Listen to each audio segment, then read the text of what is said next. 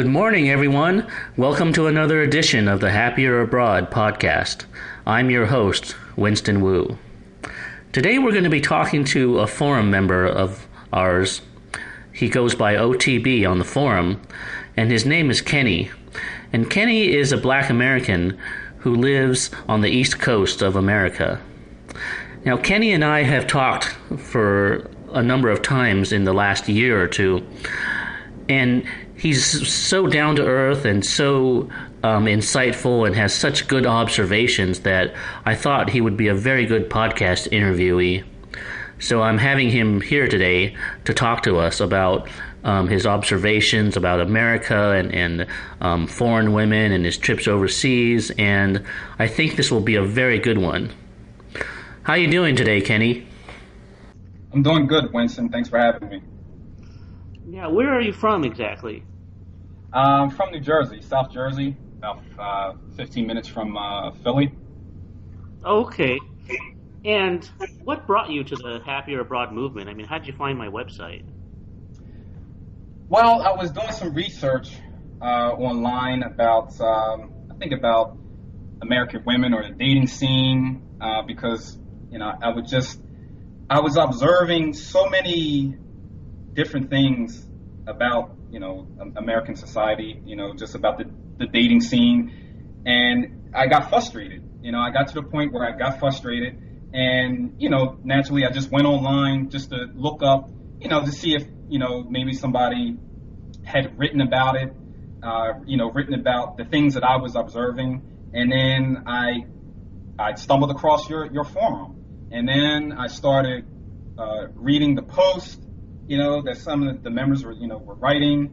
And I said, wow, it's like these guys, they're seeing the same things that I see. They made the same observations that I made. And, I went, I would read, from time to time I would read certain posts or go to certain categories and just to explore the forum and just, see what it was all about. And, and then I reached the point where I said, man, I got to become a member so I can put my thoughts and feelings out there and start connecting with some of the members and, start discussing these things. And so, I think it was April or March of 2011. That's when I became a member. And, and so from that point, I just started putting my thoughts out there, all my observations, and I got a lot of good feedback from, a lot of the forum members. Yeah, I really like your posts. I mean, you're on our wavelength, and you tell it like it is, and you're so down to earth, and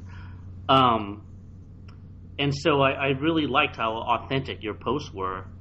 Mm-hmm. Now, you mentioned that regarding the article I wrote, the quadruple whammy, that you had something to add to that. Yeah, I wanted to say it's not just women being unapproachable or women being picky. I think that another problem is that the quality of women has sunk so low that I feel as though to be with a woman today in America, you either have to conform or you have to settle. And I just have to be honest. That's just the way it is. I mean, I rarely see women who are of quality anymore. Here and there I may see a girl, maybe let's say I may go into a supermarket, okay, or maybe just being somewhere out in public. Here and there I do see girls that catch my eye, but a lot of them are just of such low quality. I mean, you see the way women carry themselves. It seems like everything is about being slutty or having a bunch of tattoos or not being feminine. I rarely see women anymore really wear dresses anymore. It's all about looking very slutty. I see a lot of women wearing tights, and I just don't see a lot of women just carrying themselves in a feminine manner anymore. It's all about looking sexy or slutty or looking hip. with a bunch of tattoos on you, and and it's just it makes them look very very common, and of low quality. So you can, at the same time, you're dealing with women who are very unapproachable, and women who seem to be very picky. They only want a certain type of guy. But you're also dealing with women who are very just low class. And this makes it very difficult, trying to meet somebody that you want to be with long term. Yeah, it's not just their looks or their dress or their tattoos. I mean, it's their body language, the way they carry themselves, and the way they act is just not authentic. It's not wholesome. It's not real. It's like everyone's putting on an act. Yes. There's no genuineness in it. Yes, you said it, and I actually said that. It's so funny you said that. I actually said this out loud while driving one day, just looking at people. And it's not that I was judging people, because that's the thing. People say, "Oh, you just need to stop judging people." And I'm not judging people. All I'm doing is simply expressing my observations, what my eyes see. And I actually said that while I was driving one day. I said it. I was like, you know what? It seems like everybody is acting. It just seems like that. It just seems like everybody's putting on an act. And and I guess I pay attention to this more is because, like you said, I'm very authentic, and and I'm not putting myself up. I'm a very humble guy. I'm not, that's not me. I don't try to boast about myself, but I am authentic, and you're not the only one who said that. People know me as being authentic, and so I make these observations is because that's what I don't see. I don't see authenticity in people, and it makes me feel like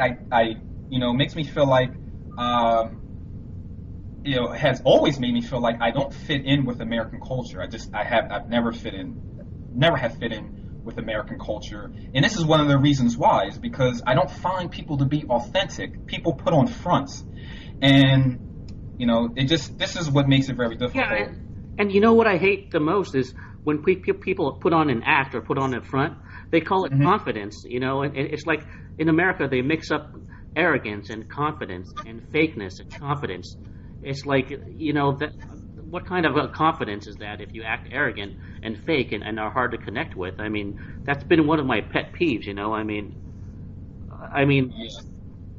To call arrogance confidence. I mean, it's just stupid, isn't it?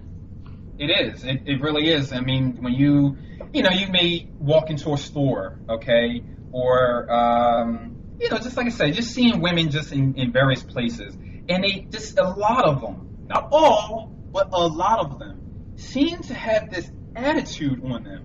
You can see it in their faces. You can see it in their body language. You can see it. It's like I don't know, I don't know what it is that has made them think that being arrogant, standoffish,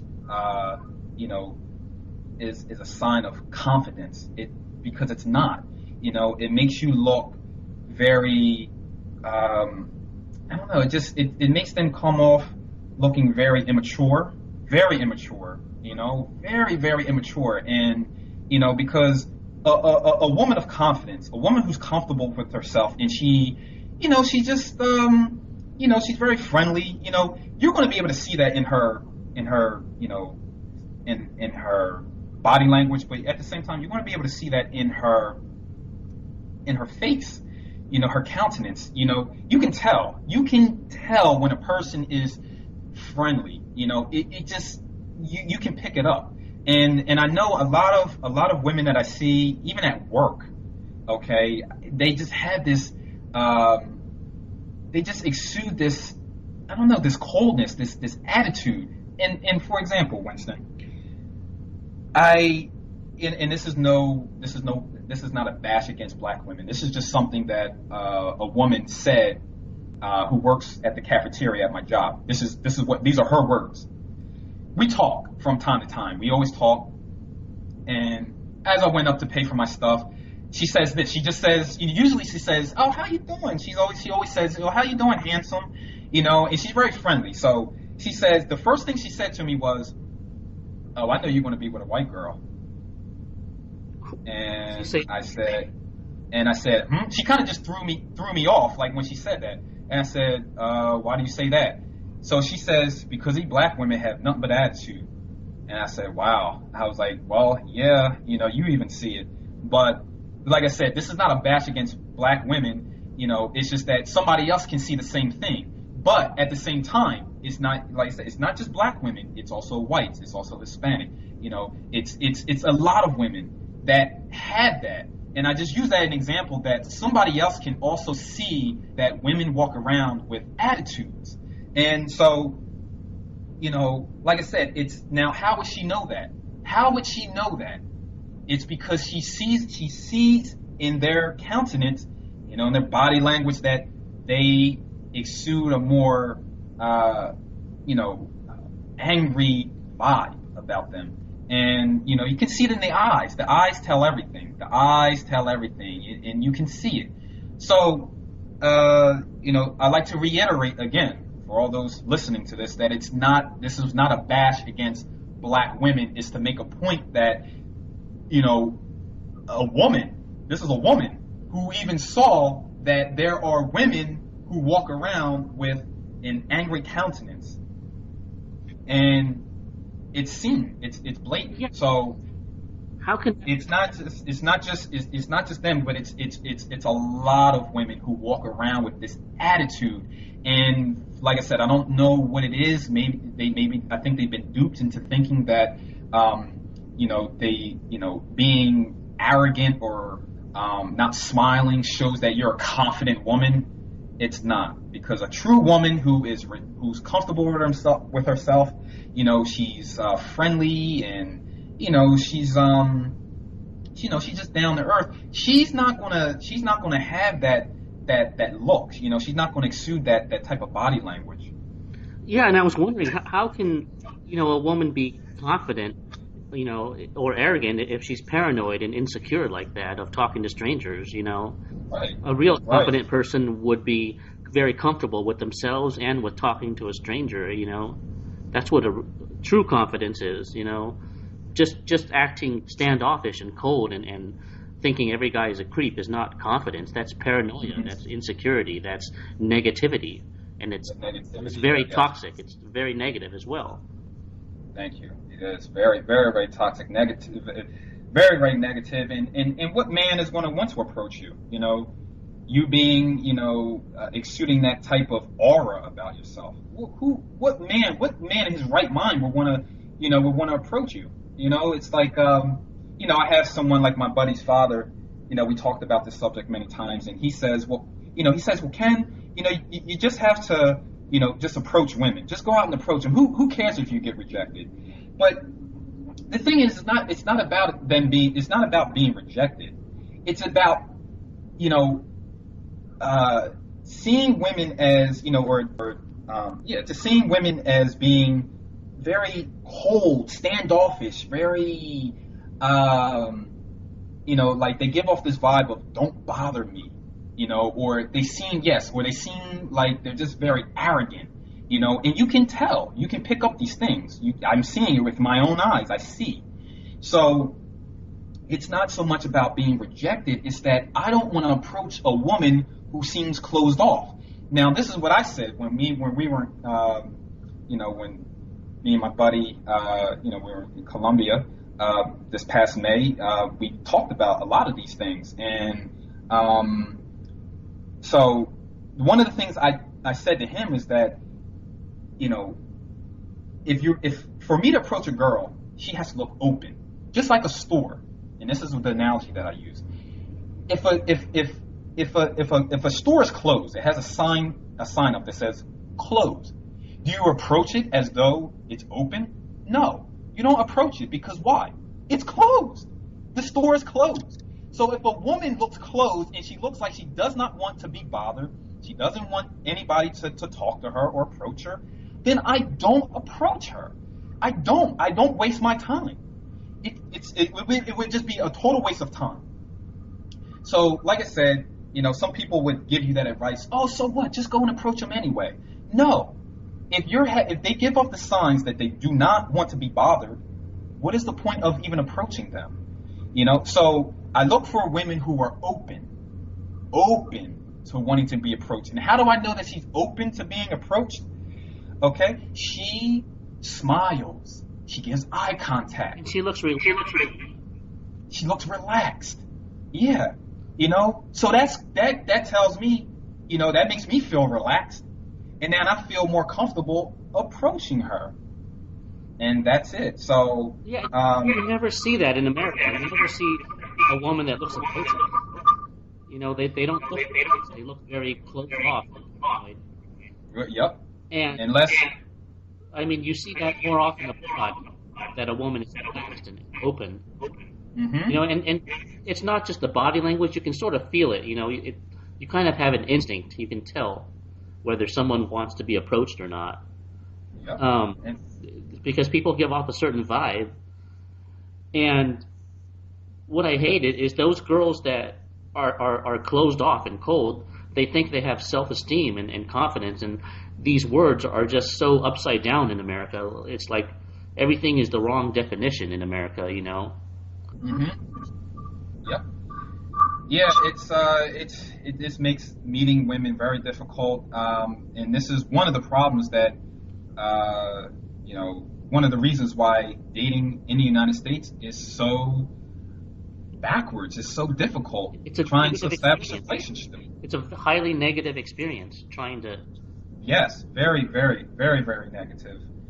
This is something that's so natural. A guy meeting a woman meeting a guy. It's just so natural. It's that's what it is. It's male and females walking planet Earth. This is what it is. It's just male and female, and the human race has been around for how long?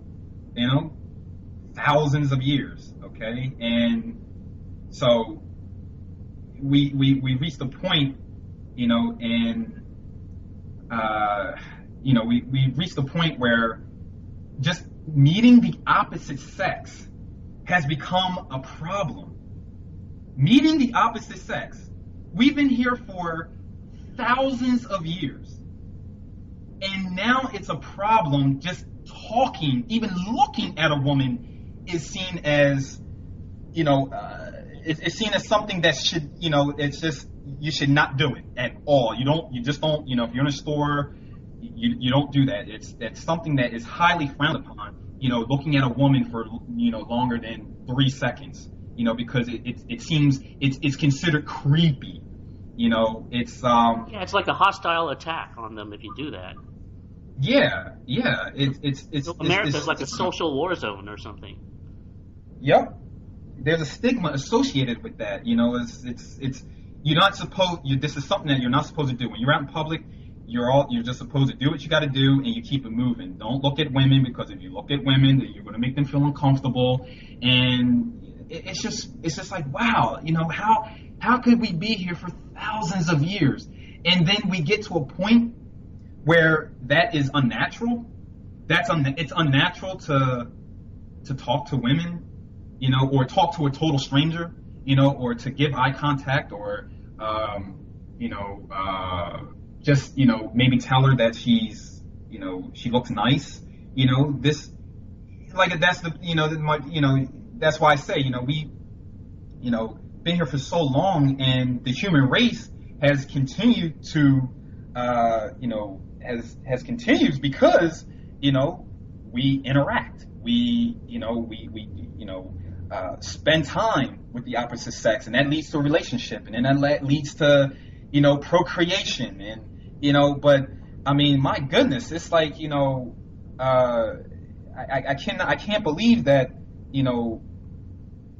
it's male and female. This is all that's on planet Earth is male and female, and it's a problem trying to connect with the opposite sex.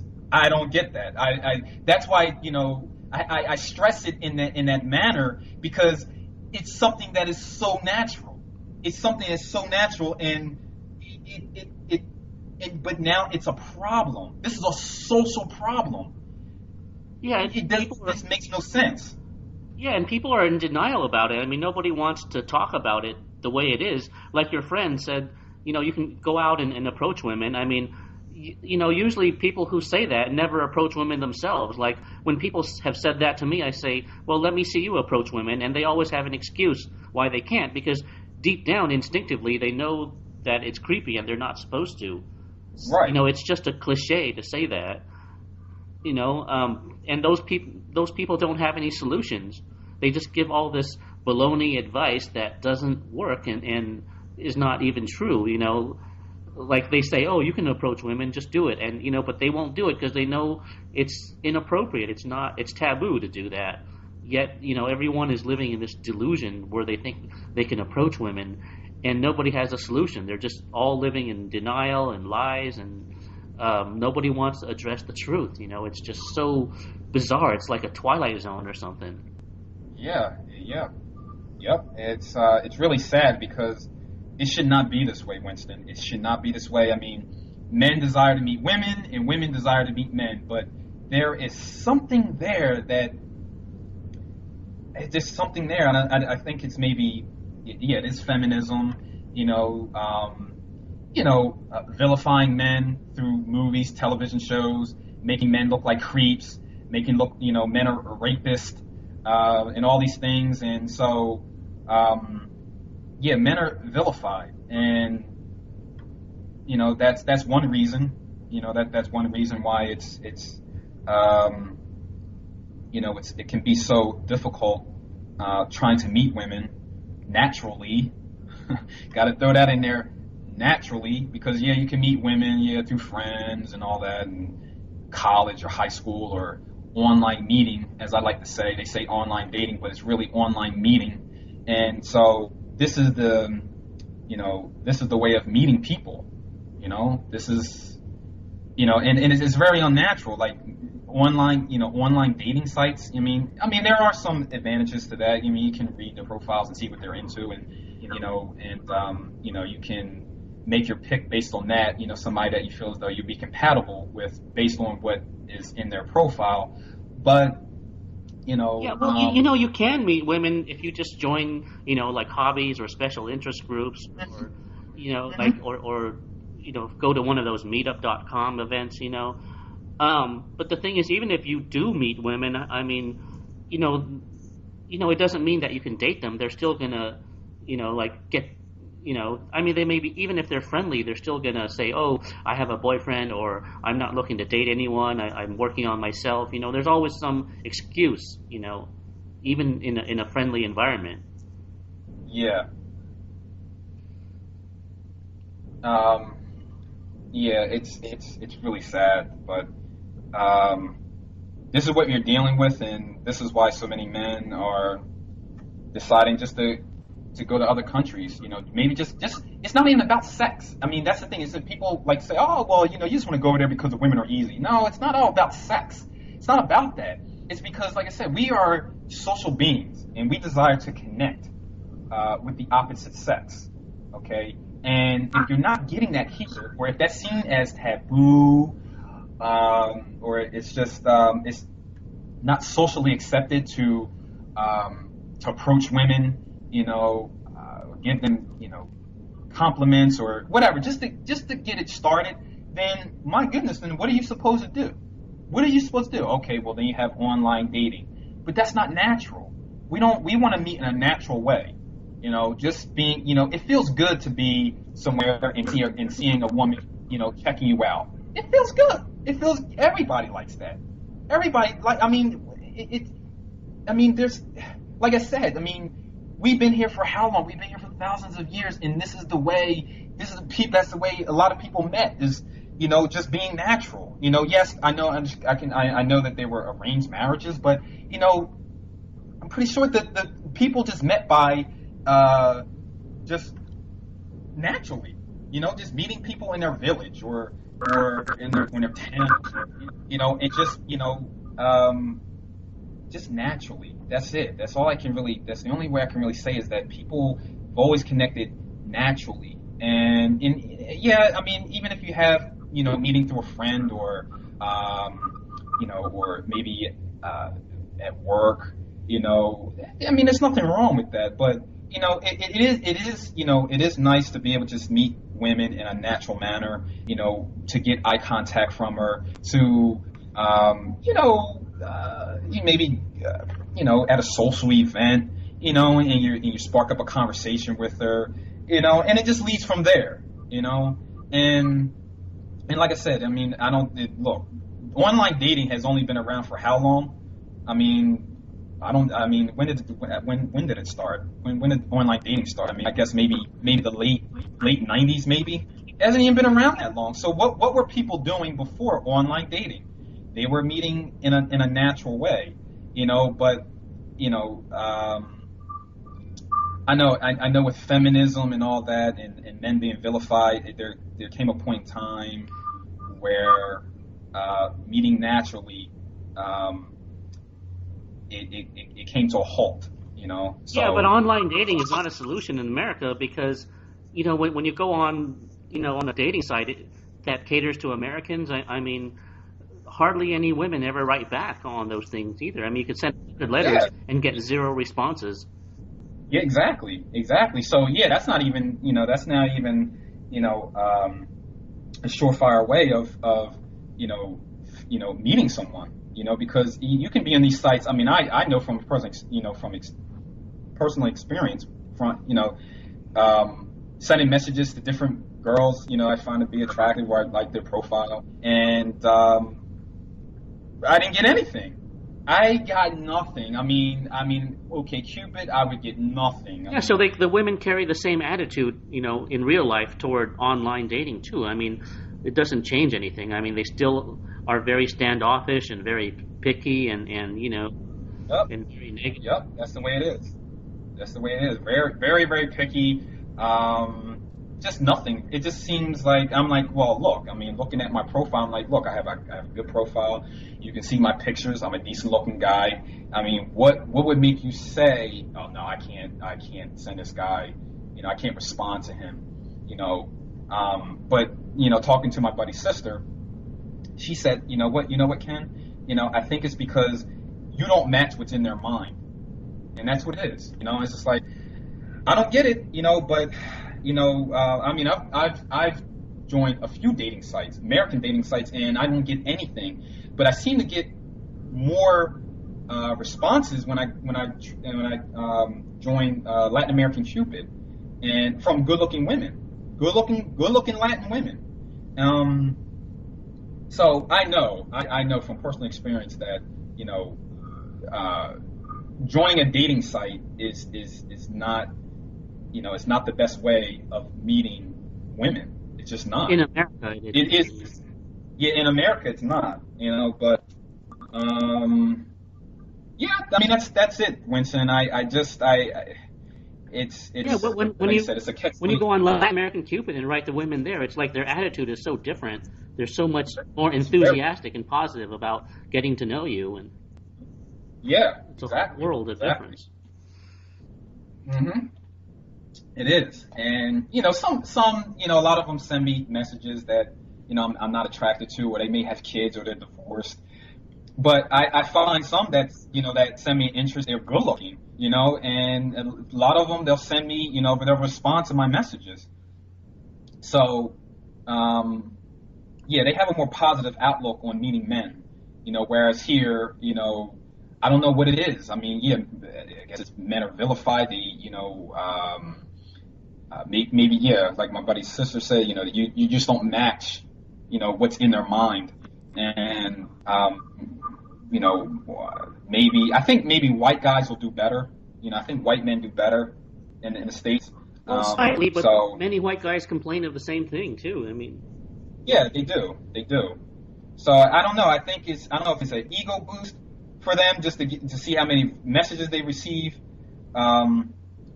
I don't know what it is. It's very confusing here. That's what I'm saying. I'm like, this is something that's just so natural, meeting a girl, and a girl meeting a guy. This is natural because it's only male and female. It's sad that I have to break it down like that, but it's kind of like it's a no-brainer. Like, it's male and female. So why are there so many single men? Why? There's a lot of single women, but I think a lot of women are just picky.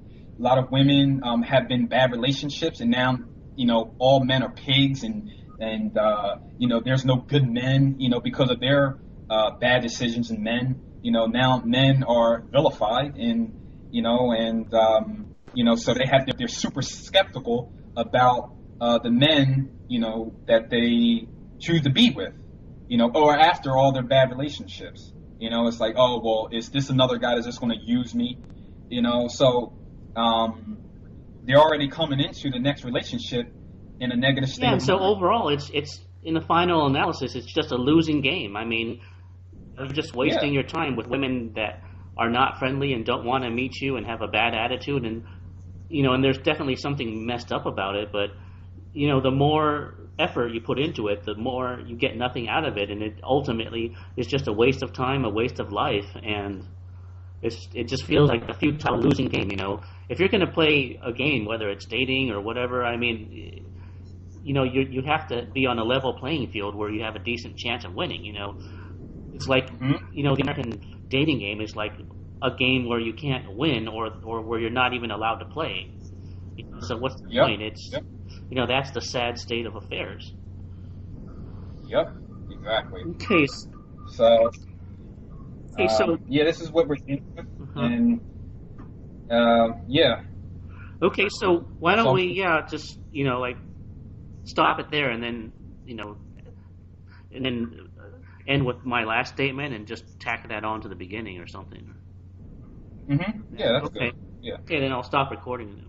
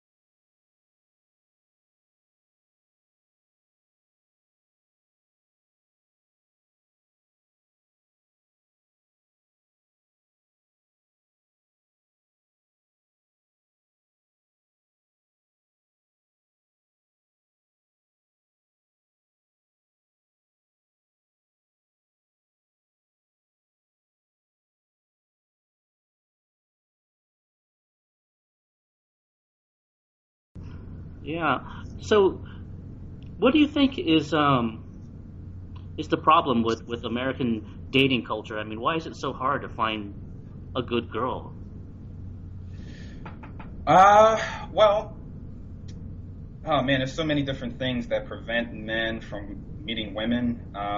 As you already know, we live in a culture that, uh, for some reason, it's really abnormal, but um, it seems as though approaching women or just talking to women, just maybe just putting yourself out there, um, just giving signs of interest to women is kind of it's seen as it's weird. It's seen as being, I don't know. In some cases, it can be seen as being desperate, needy.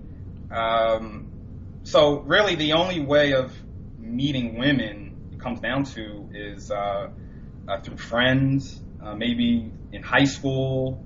Maybe you met somebody through, in college. Because in this culture, like I said, it's approaching women or just putting yourself out there naturally and trying to meet women in a natural manner is frowned upon. You're not supposed to approach women in a store. You're not supposed to. It's almost as in a lot of times it seems as though you're not even supposed to look at women. If you look at them too long, then that means that you're a pervert. That means that you're being seen as desperate, and it's very very unnatural. It's very unnatural.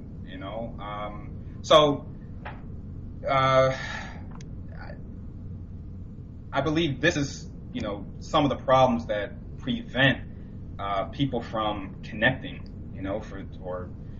For men, it definitely hinders them from finding a companion, and so it's a catch-22. It just makes it very very difficult. A lot of men, they wind up becoming depressed. They wind up you see what's happening. These men are killing themselves. Like what's this guy in over in Pennsylvania a few years back, George Sedini. Because he went to the gym and just opened up fire, killing people because he felt as though he wasn't getting the attention that he felt as though he deserved. He just wasn't getting any attention. He felt like he didn't exist, and that is it's really sad. It's really sad because this is something that's so natural. It's like I just met a girl on Plenty of Fish, and look, this is coming from a woman, Winston. This is coming from a woman. She said it. I've only talked to her twice, but she said it. She said that I don't see, she said she was like, trying to find somebody is really difficult. And she says, I don't see why it can't be boy meets girl, girl meets boy. They hang out, they like each other, they have a good time, and they continue to do that. She's like, I just don't see why it cannot be like that. And I told her, I said, I feel the same way. I feel exactly the same way. I know it's very difficult trying to meet women, and I know it can be difficult for women, but for the most part, I think men have a tougher time trying to meet women. And I have another friend, a girl I mentioned, I went to college with her. She's Puerto Rican. We were just talking about this 2 weeks ago. And she said that meeting people in the United States is very, very difficult. And I said, I know.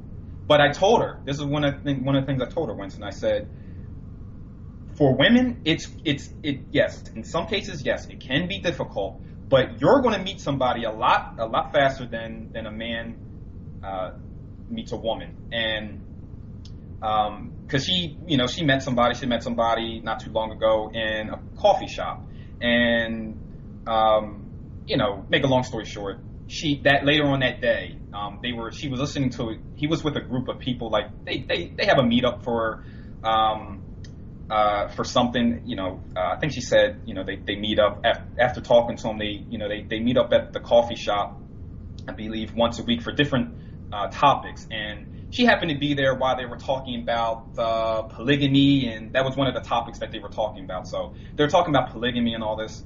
So, she was just listening to it. But she said later on that day, she went home and she's on OkCupid, and the guy, actually the guy that was in the guy she met, that was in the group, he told her, he said, he sent her a message and said, hey, he was like, oh, I saw you earlier in the coffee shop. So what a coincidence. They wound up, he wound up seeing her on OkCupid, and boom, that's how they met.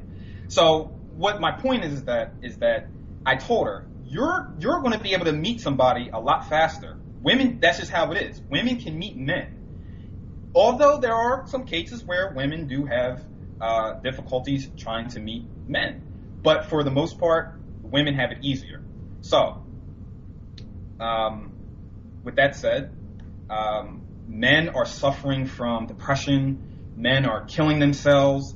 They're just going on killing sprees, and there's another guy I just found out about not too long ago. This guy in California, young guy, 22 years old. George, what was his name? George, he's a young guy. Do you mean Elliot Rodgers or someone else? I would say Elliot Rodgers. Yeah, he was the young guy that did some mass school shooting or whatever.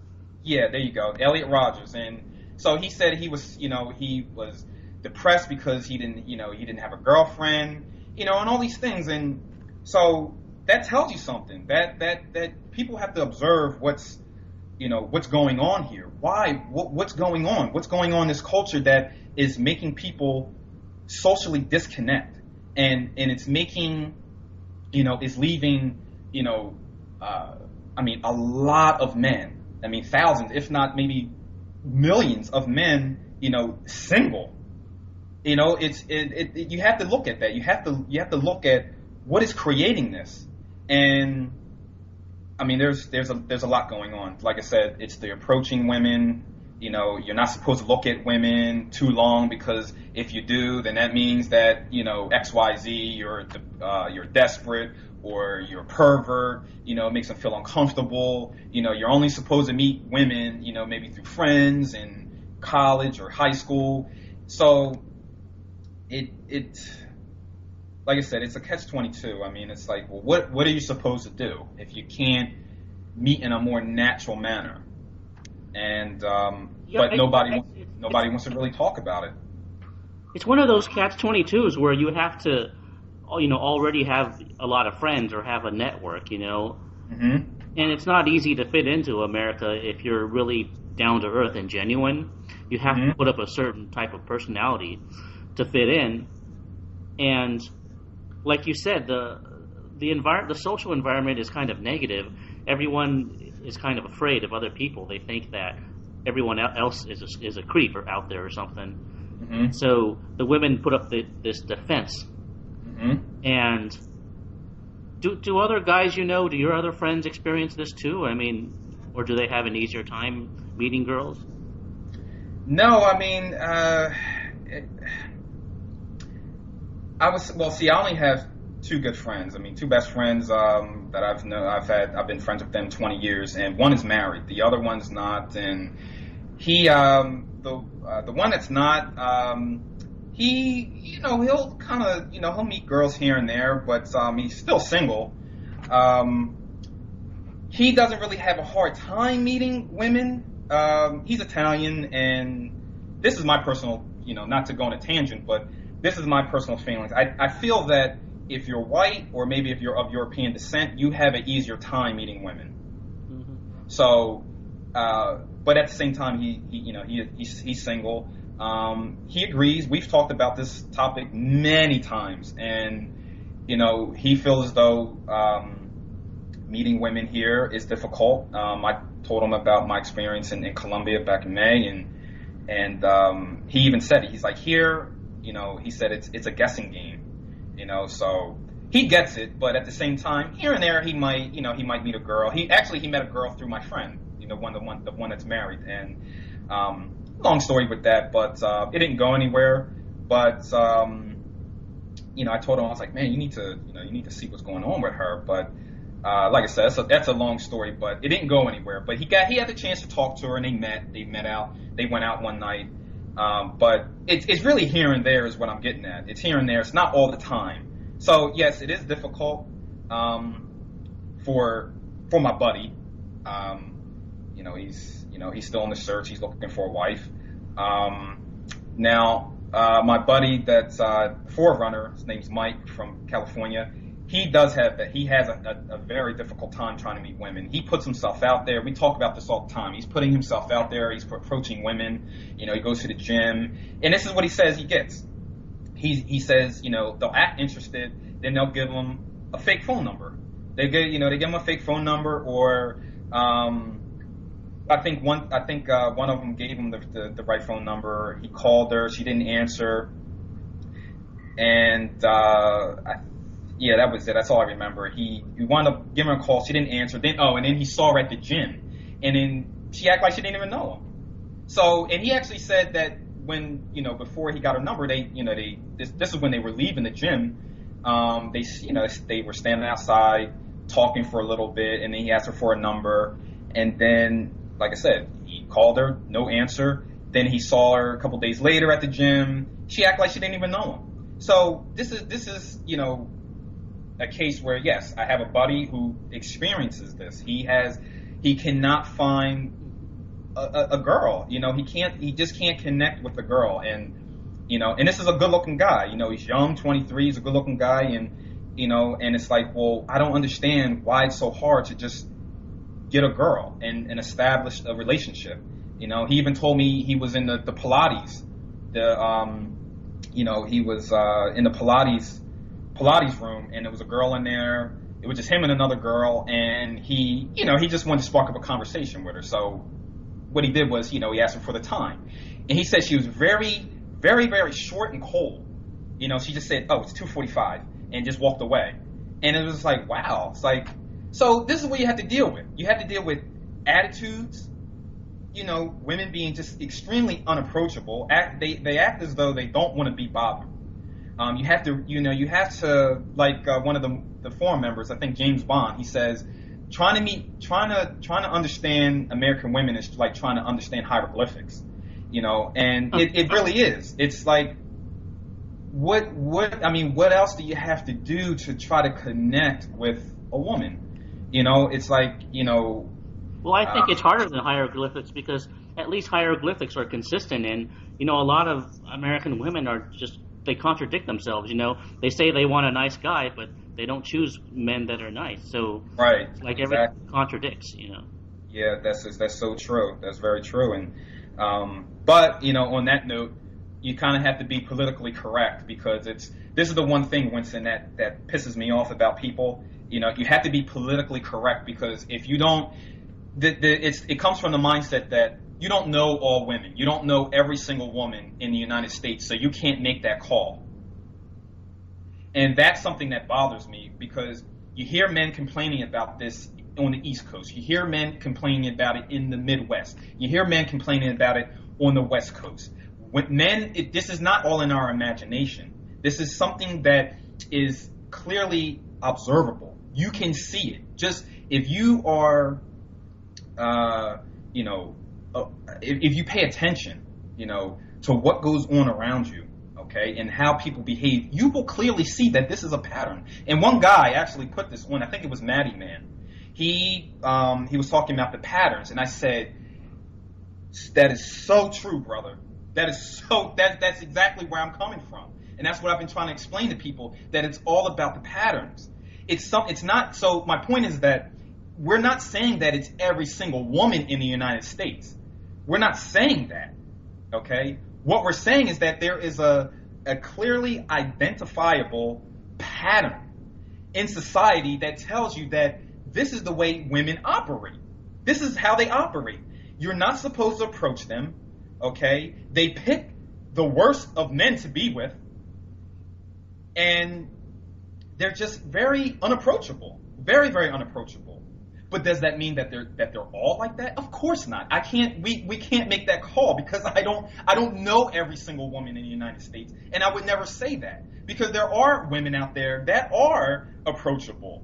Okay, but I would say the great majority of them are not approachable. Yeah, especially if they're attractive. Say it again? Especially if they're attractive, You took the words right out of my mouth. That's exactly what I was going to get to next. Exactly. Or even just decent, like exactly. Just a normal, decent looking that's not overweight or unattractive, Exactly. Because you can. That's the thing. That's the thing, Winston. You can get, we can approach the ones that are not attractive, and most likely we'll get them.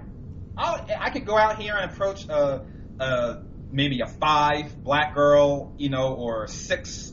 White girl, 5 white girl, chubby, and most likely I'll probably get her. Maybe even if she, she doesn't have to be chubby. I mean, maybe she's not really all that good. She may have an okay body, but her face is really not all that great. Most likely I'll get her. So that's the thing. It's backwards. We'll get the attention from the girls that we're not attracted to, but we can't from the girls that we are, and that's a problem. So now, is it easier for you to find a black girl to date? I mean, are there nice black girls that like black guys? I mean, oh sure. I think that's one of the easiest is getting a black girl. But my thing is, I'm not really,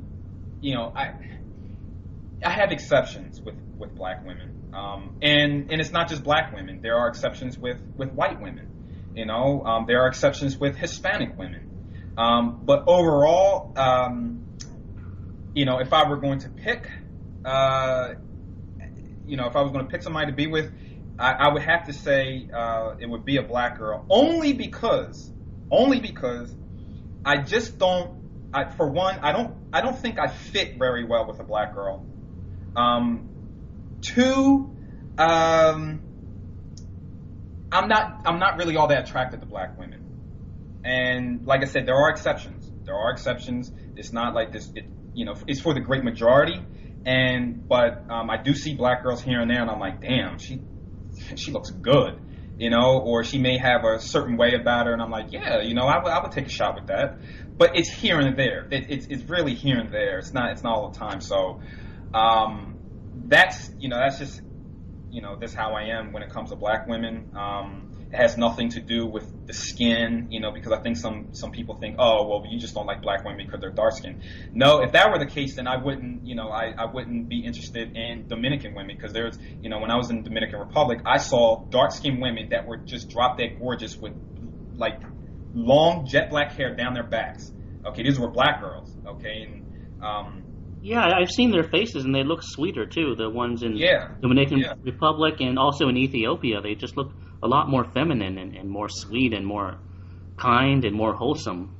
Exactly.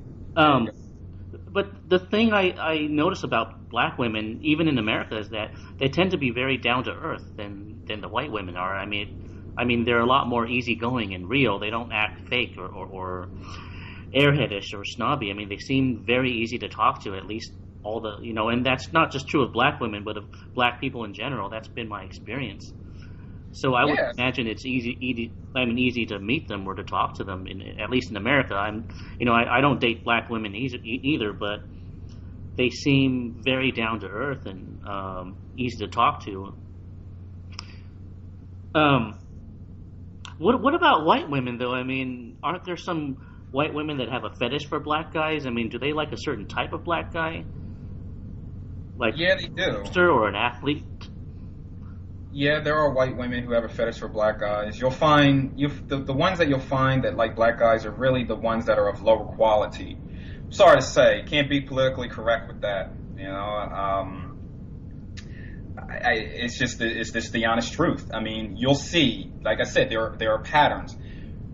There are exceptions, but for the most part, this is the pattern: is that when you see a white girl with a black guy, she's usually fat, or just common, very urban, ghetto, and that's just the way it is. So these are the types of white women that do flock to black men. Like I said, there are exceptions, but for the most part, I think this is but those type are not going to like guys like you because you're really down to earth and very authentic, right? And I mean, those types probably like a certain type that. They'll you know, I get, you know, I get looks from white women, and the ones that are urban, ghetto. Yeah, of course. Yeah, I mean, I could pull them, but like I said, I mean, that's obviously that's not my type. You know, that's not my type of white woman. You know, so that's why I said there are, there are certain types of women, white women, that I can see myself being with. You know, there are exceptions. You know, it's not just all white women, because all white women just don't do it for me. It's a certain type of white woman. And it's not just about physical attraction, too. I mean, you have to vibe with them. You know, you have to have some type of energetic connection. If you don't have that, you know, there's no reason to go on. You know, it's just physical attraction, which doesn't, you know, last, you know, beyond a few meetings. Yeah. You know what I mean? So have you had some relationships in the USA, and if so, what were they like? I had one relationship with one white girl. I haven't. I mean, for the most of my 20s, I had. Let me see here. I had two. I would say, two relationships. One didn't really go all that far. This was back in 2012. A Dominican from Virginia. That didn't really go too far. It only lasted a couple months. Long story with that. She was down in Roanoke, Virginia, and she's in the country legally. So I said, you know what, just leave this alone. Nice girl. You know, we had a great time together, but that really didn't go too far. So I really can't say that was a relationship. But in my 20s, I dated a white girl. Met her in college, and we dated for about 6 months. And I mean, we spent a lot of time together, had a great time together, but she was typical American white girl. And like I said, at the same time, we had a great time together. I used to hang out with her, and I used to go over her house, and she used to come to my house. We used to go to a store together. We used to do different things together. And so I used to actually, and then she went back to Virginia Tech, and so for her last 2 years. And so she would ask, she had me come down, and said she would tell me that the football team was playing, and so I would go down there and stay with her. And like I said, we just we had a good time. But at the same time, she wasn't marriage material, no one that I could see myself being with long term. But I would say she had a typical mindset about a lot of things, and so it wound up ending, because of she had a way about her that told me, you know what, you're going to have to end this. And she wound up, make a long story short, she wound up saying something when I went down to Virginia Tech, and I didn't like what she said. I didn't like what she said, and I was just like, you know what, I think this needs to be it. And because I'm not going to have you talk to me like this. And that was it. And that was I think that was, when was that? I believe that was I could like the fall of 2006. Yeah, fall of 2006. And that was it, because I just, I was just like, what, I'm not going to be with somebody, who talks like this. And so scratched her off, and that was the end of that. So the bottom line is that she just wasn't right for me. She was a typical American girl, and I just said, you know what, this is one of the reasons why, I haven't dated too many American girls. But prior to her, I dated an Egyptian, and oh, wow. Well, yeah, she say it again. That sounds exotic, an Egyptian girl. Yeah, we met in high school, and she always had a thing for me, and we wound up dating. We dated for a while, but the only thing was that she was Muslim, and we couldn't hang out. We really couldn't hang out. So, we could really only be together in school. And I even went to her house one day to talk to her mom to see if we could hang out. And and I was young. I was 18. So but I said, I was like, no, you know what? I want to hang out with this girl. I want to spend time with her because I think we're good for each other. And so I took upon myself to go by her house one day to talk to her mom and about hanging out. And she said, oh, well, I have to talk to her father about this and so forth. But it wound up ending because I went off to college and it just wasn't going anywhere. We couldn't really do anything. But what I'm getting at is that that's how it was. I always, it was always girls from other cultures. And I always clicked better with girls from other cultures. Even before her, I dated another Egyptian. And I know now I'm going all the way back to junior high. I mean, I dated a Filipino, but it's always I never dated a white girl, black girl, just just regular American girl. It was never that. It was always girls from other cultures, and I felt better. I feel better with women from other cultures. Yeah, they're a lot more down to earth, aren't they? Yeah, they are. They are. Now the girl that I dated after the white girl, she was Indian. So we had the whole the whole thing about her culture, and all that. She's Hindu, and her parents, we used to hung out a lot, went over her house all the time. I met her in college too.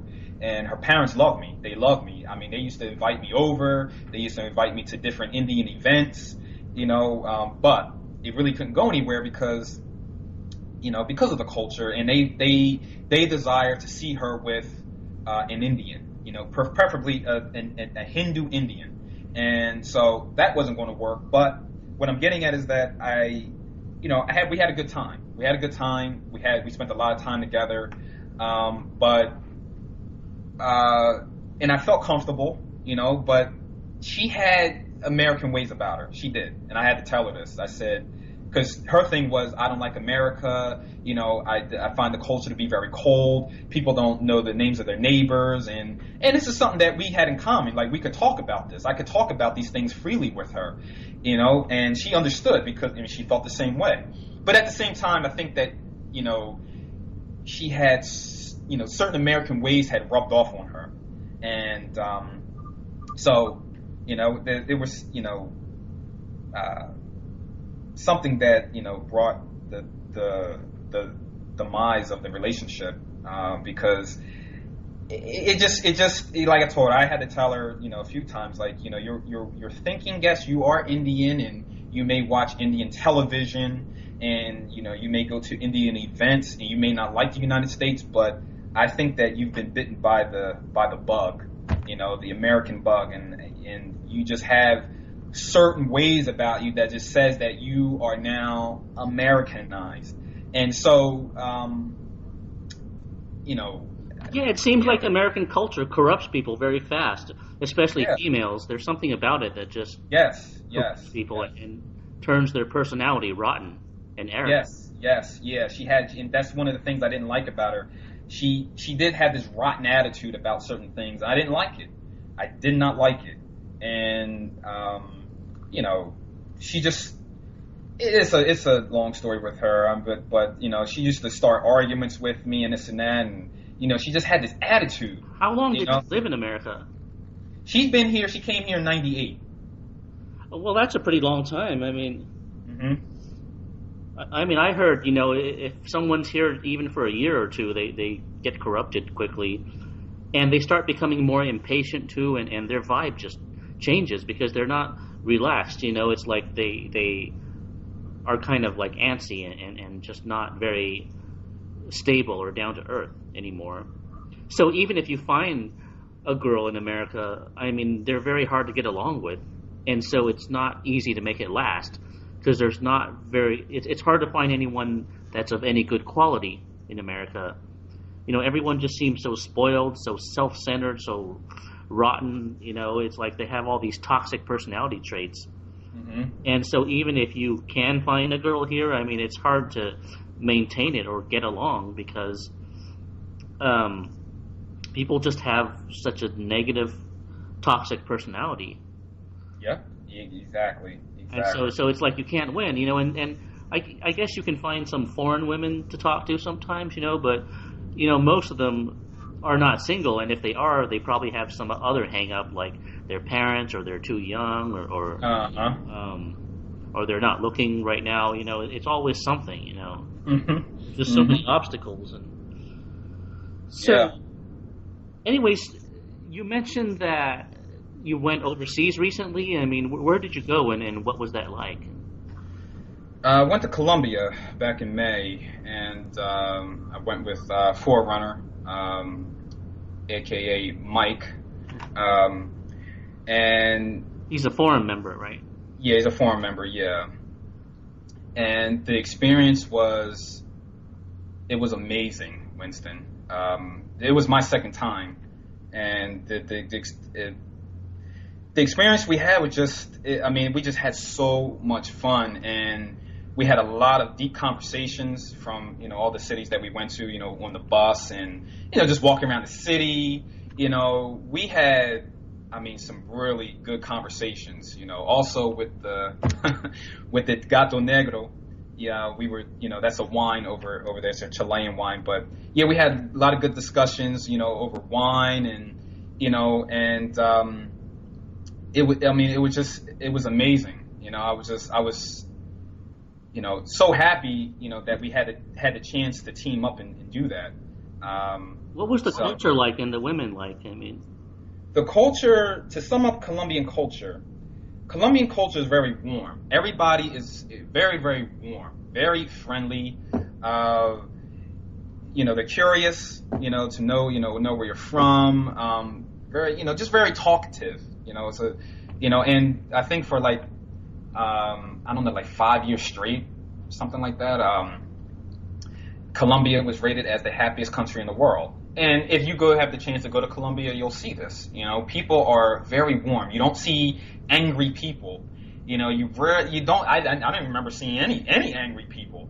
Wherever I went, we went because we were in Bogota, then we went to Cali, then we went to Medellin, and then we went to Cartagena. And you don't see angry people. You just don't see that.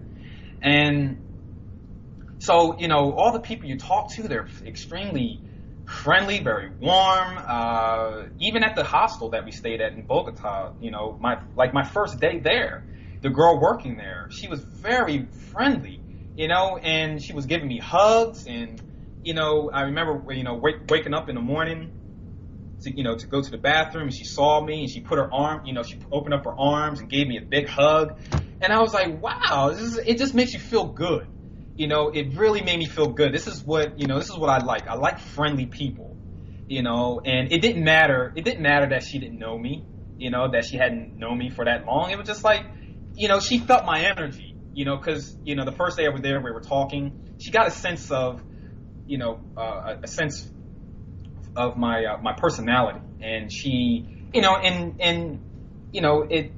made her just open up. It just made her, just be herself. And so, that just led to just hanging out at the hostel, just talking about different things. And, and she was kind of flirting with me. And, but like I said, I got up that morning, she opened up her arms, gave me a hug, and, it was just, I really liked that. And so, like I said, to sum up Colombian culture, that's what you get. You're getting a country where the people are very, very warm, approachable, helpful, very friendly. We even tried, as an experiment, while we were in Bogota, we wanted to just go up to random women to see their reaction,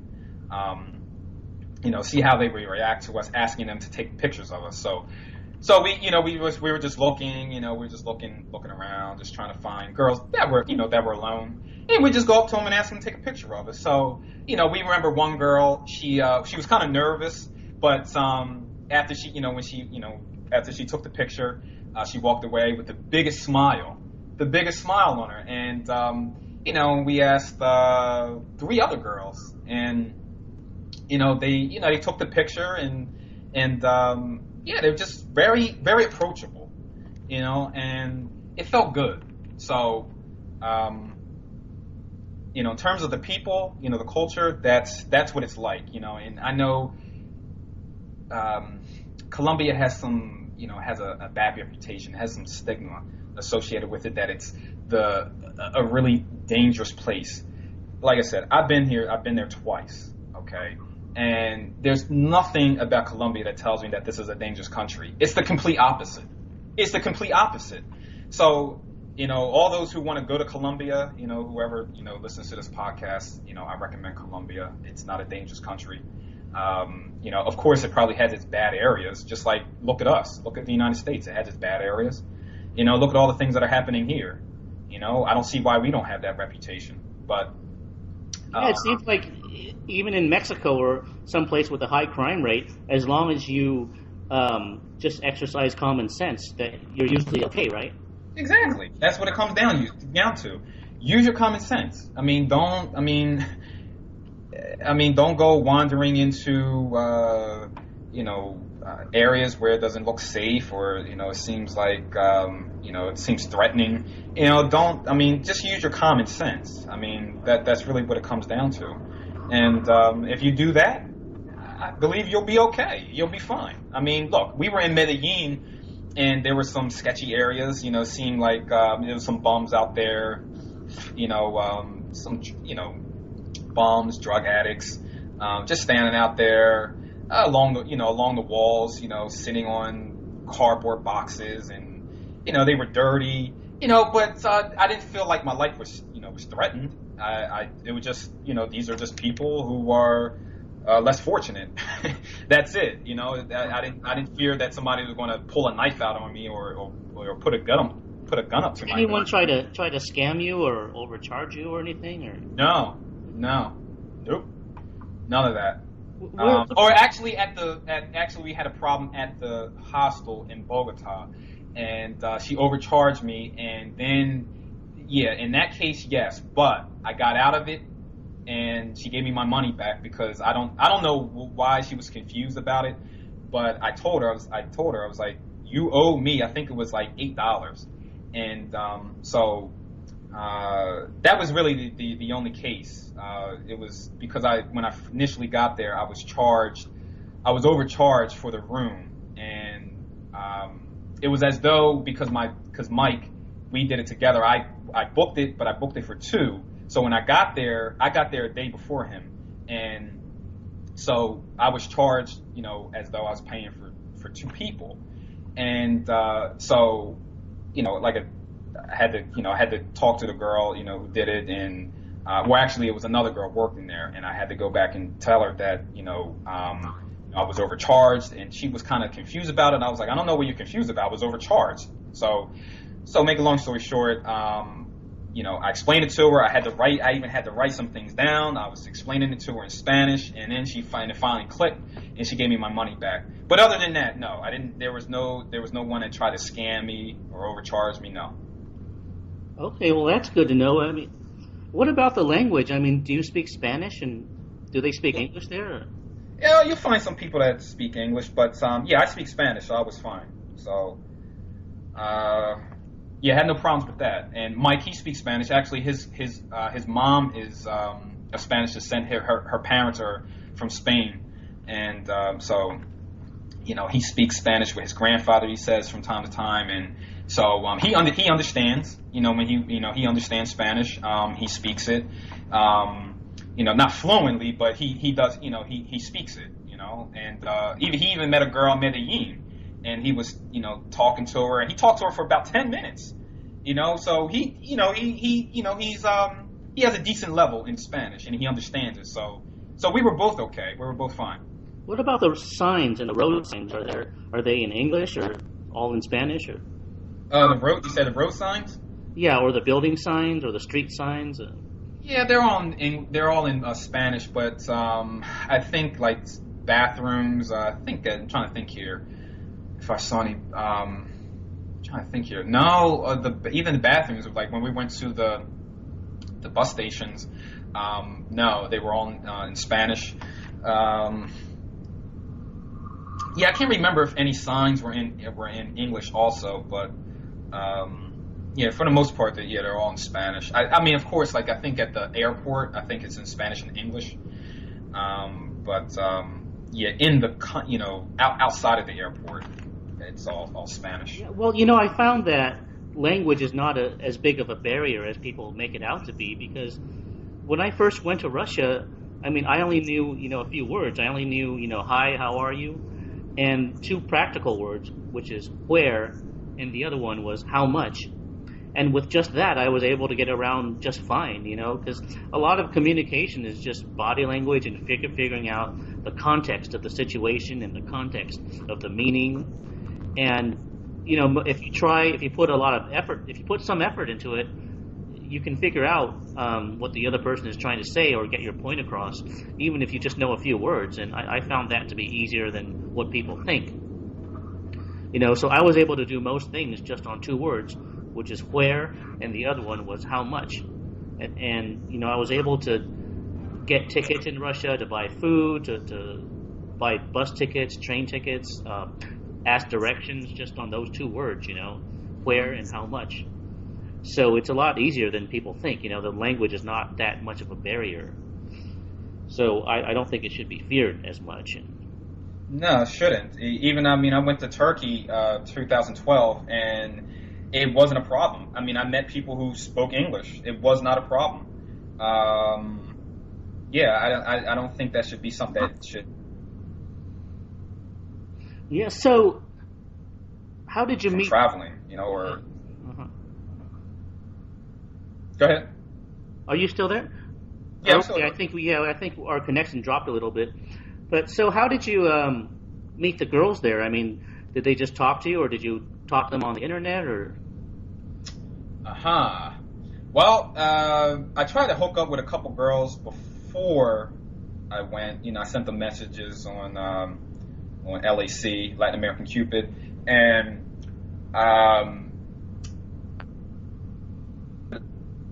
great. She was like, "That sounds good."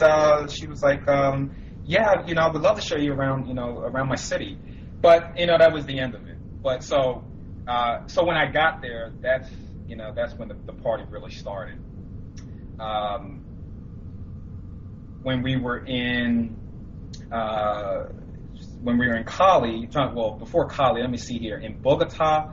Well, let's just say this. I'll start here. In Bogota, we both observed this, that we really didn't. Yeah, I'm trying to think here. Did we?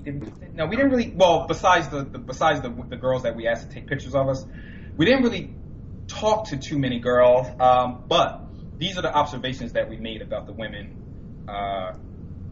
Well, in Colombia in general. Okay. The women are very approachable. They are. They are very approachable. They are. Looking into the eyes. This is something I said to Mike. I said when you look into their eyes, okay, because, and I'll use this as an example. I'll use Bogota as an example. We were just walking around. We just went different places in Bogota. We're just walking around and going different places, going to eat. And one of the things that we observed is that the women, when you look into their eyes, okay, they have this look in their eyes that says, "I want you to approach me." It's a softness. There's a softness in their eyes. If you compare their look to the women here in the United States, you'll immediately see that in their eyes there's a humbleness and a softness in the way they look at you, and it sends the message that, yes, I just want you to come over here and say something to me.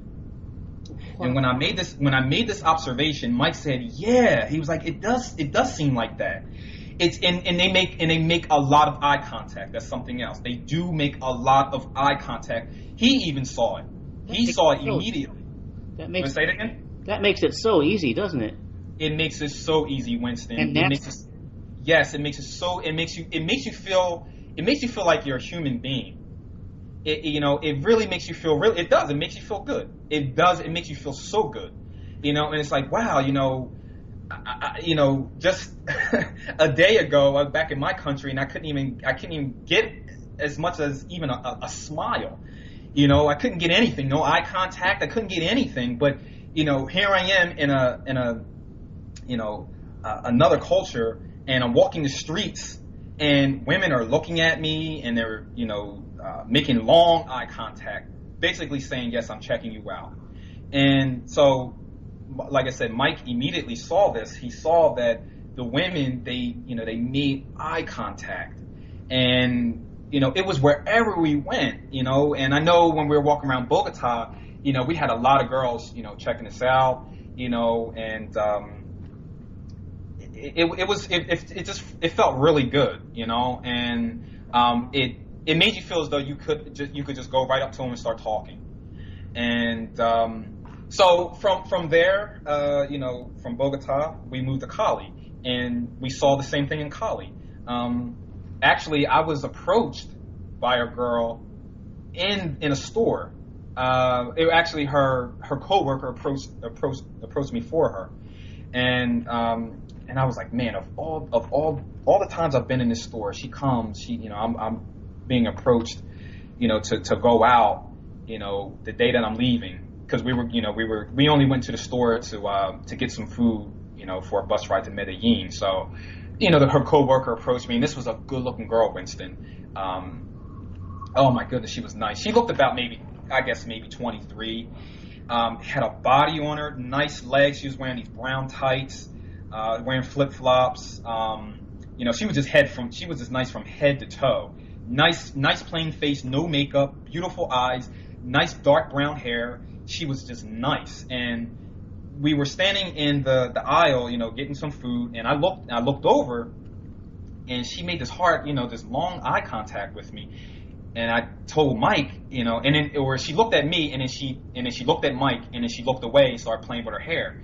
So that was the cue. I knew right there she was into one of us. So, so I go to, we go up to pay for her stuff, and her coworker comes over to me and says, she's like, hi. She's like, yeah, my friend over there wants to know, would you like to go out for whiskey? And I said, I was like, oh, you know what? I said, I appreciate you, asking me, but I said, we're getting ready to go to Medellin. So before we left, I waved the girl down. I waved her because she was shy.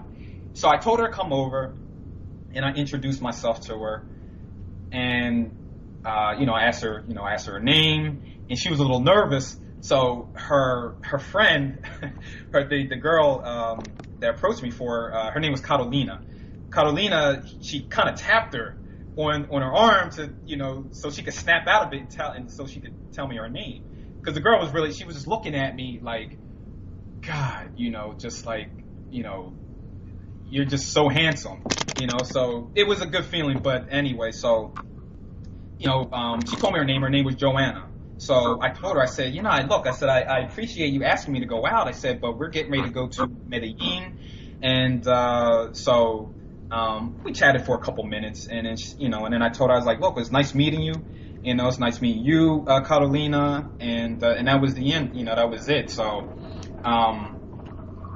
but what I'm getting at, Winston, was that, like, wow, it was an experience. A girl approached, somebody, they approached me. And she, they, like I said, she said whiskey, but then she wanted to go out. She wanted to go out salsa dancing. She wanted to go out salsa dancing. It was on the second floor of the store.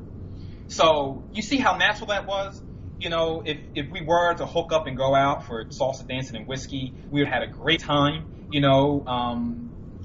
We would have danced, and I'm not into whiskey, but I guess maybe I would have just drank it just to have a good time, and we would have been very relaxed. And before you know it, who knows? It probably would have turned into something. Because this girl was good looking, and she seemed very reserved. And I would have jumped on that, definitely. So, yeah, it's like when you're overseas, you have so many opportunities that you start to have to turn them down, even. Yeah, I mean, for everyone. Yeah, I mean, it wasn't like that in my case. That was just one, where I was approached. But a lot of all the cities we went to, we were just getting a lot of attention. And I think the thing is that it's not so much because we're foreigners, because that's something a cliche remark that a lot of people say. Oh, well, they only want you because you're a foreigner. Well, no, they don't want us because we're foreigners. Because actually, Mike and I, we have more of a we like to call it a universal look, So when I was while there, a lot of the people thought that I was Latino. They thought I was playing pool with one guy at the hostel in Bogota. He thought I was Colombian, and I had, but he couldn't tell because, I speak Spanish, and when I speak Spanish, it's more like from the coast, like more Dominican, I'd say, but. He didn't know. And so, the girl that was working there, she's like, no, he's American. He's like, oh, I just thought you were Colombian, but from another region. It's because of my look. It's my look. I can pass for it. I can blend in. And then also with Mike, I mean, his father is Lebanese. And so, some of the people that he met, they thought he was Italian. Some people, when we were in Medellin, there was a couple. The guy was drunk, but he was really nice, though. He was really nice, and his wife was very nice. And they just stopped and started talking to us. And his wife thought he was French. So, so I mean, it's not so much. Yeah, I mean, they knew that, and I think I'm trying to think. I think in another city that we were in, they thought that he was. Yeah, they thought he was Latino. But it has nothing to do with us being foreigners. I think it was more about I think it's something that people can see in your, just in your body language. There's something about you that projects a warm, a warmth, a warmness about you. You just seem to be, approachable. Because this even happened to me when I was in Spain. I got approached by certain people, and I think it's something that I don't know, something that people can see in you, maybe in your eyes, your body language, and they just see you as approachable. They see you as being easy to talk to, and we got that wherever we went. So I think with the girl in the store, I think when she looked at me, it was something about my aura, my body language, it was in my eyes that said, I'll take a chance with this guy. I think he might be a nice guy. I think he might be friendly. I think he might be easy to connect with. And that's what happened. I don't think it's so much, oh, well, he looks like a foreigner, because she asked me, she said she wanted to go salsa dancing. How does she know? I mean, how does she know, I knew how to salsa dance, how does she know? It was just like, I'd like to go salsa dance. So I think she thought I was Latino. Oh. And so that's the thing. It's not so much, oh, well, they just want you because, you're foreigner, because it's just cliche, Yeah, but, it is. And I mean, I'm sure being a foreigner is a factor. There's a novelty factor too, but, what people don't understand is that these women overseas are just naturally friendly. They enjoy meeting guys, and they have a positive view of social interaction and of talking to guys and getting to know them. And it's a positive experience. That's what people don't understand, and they don't understand that that's the way it's supposed to be. Be paranoid of people and having this negative attitude toward other people is not normal. I mean, you don't realize how much of an aberration it is in America until you leave the country and go to a country like Colombia or something. Mm-hmm. And it's just so eye-opening. I mean, the first day I was in Russia, a girl approached me in the museum and started being. It was surreal. I thought I was dreaming or something. I mean, I just didn't see how that could be possible. I mean, it just doesn't happen in the U.S.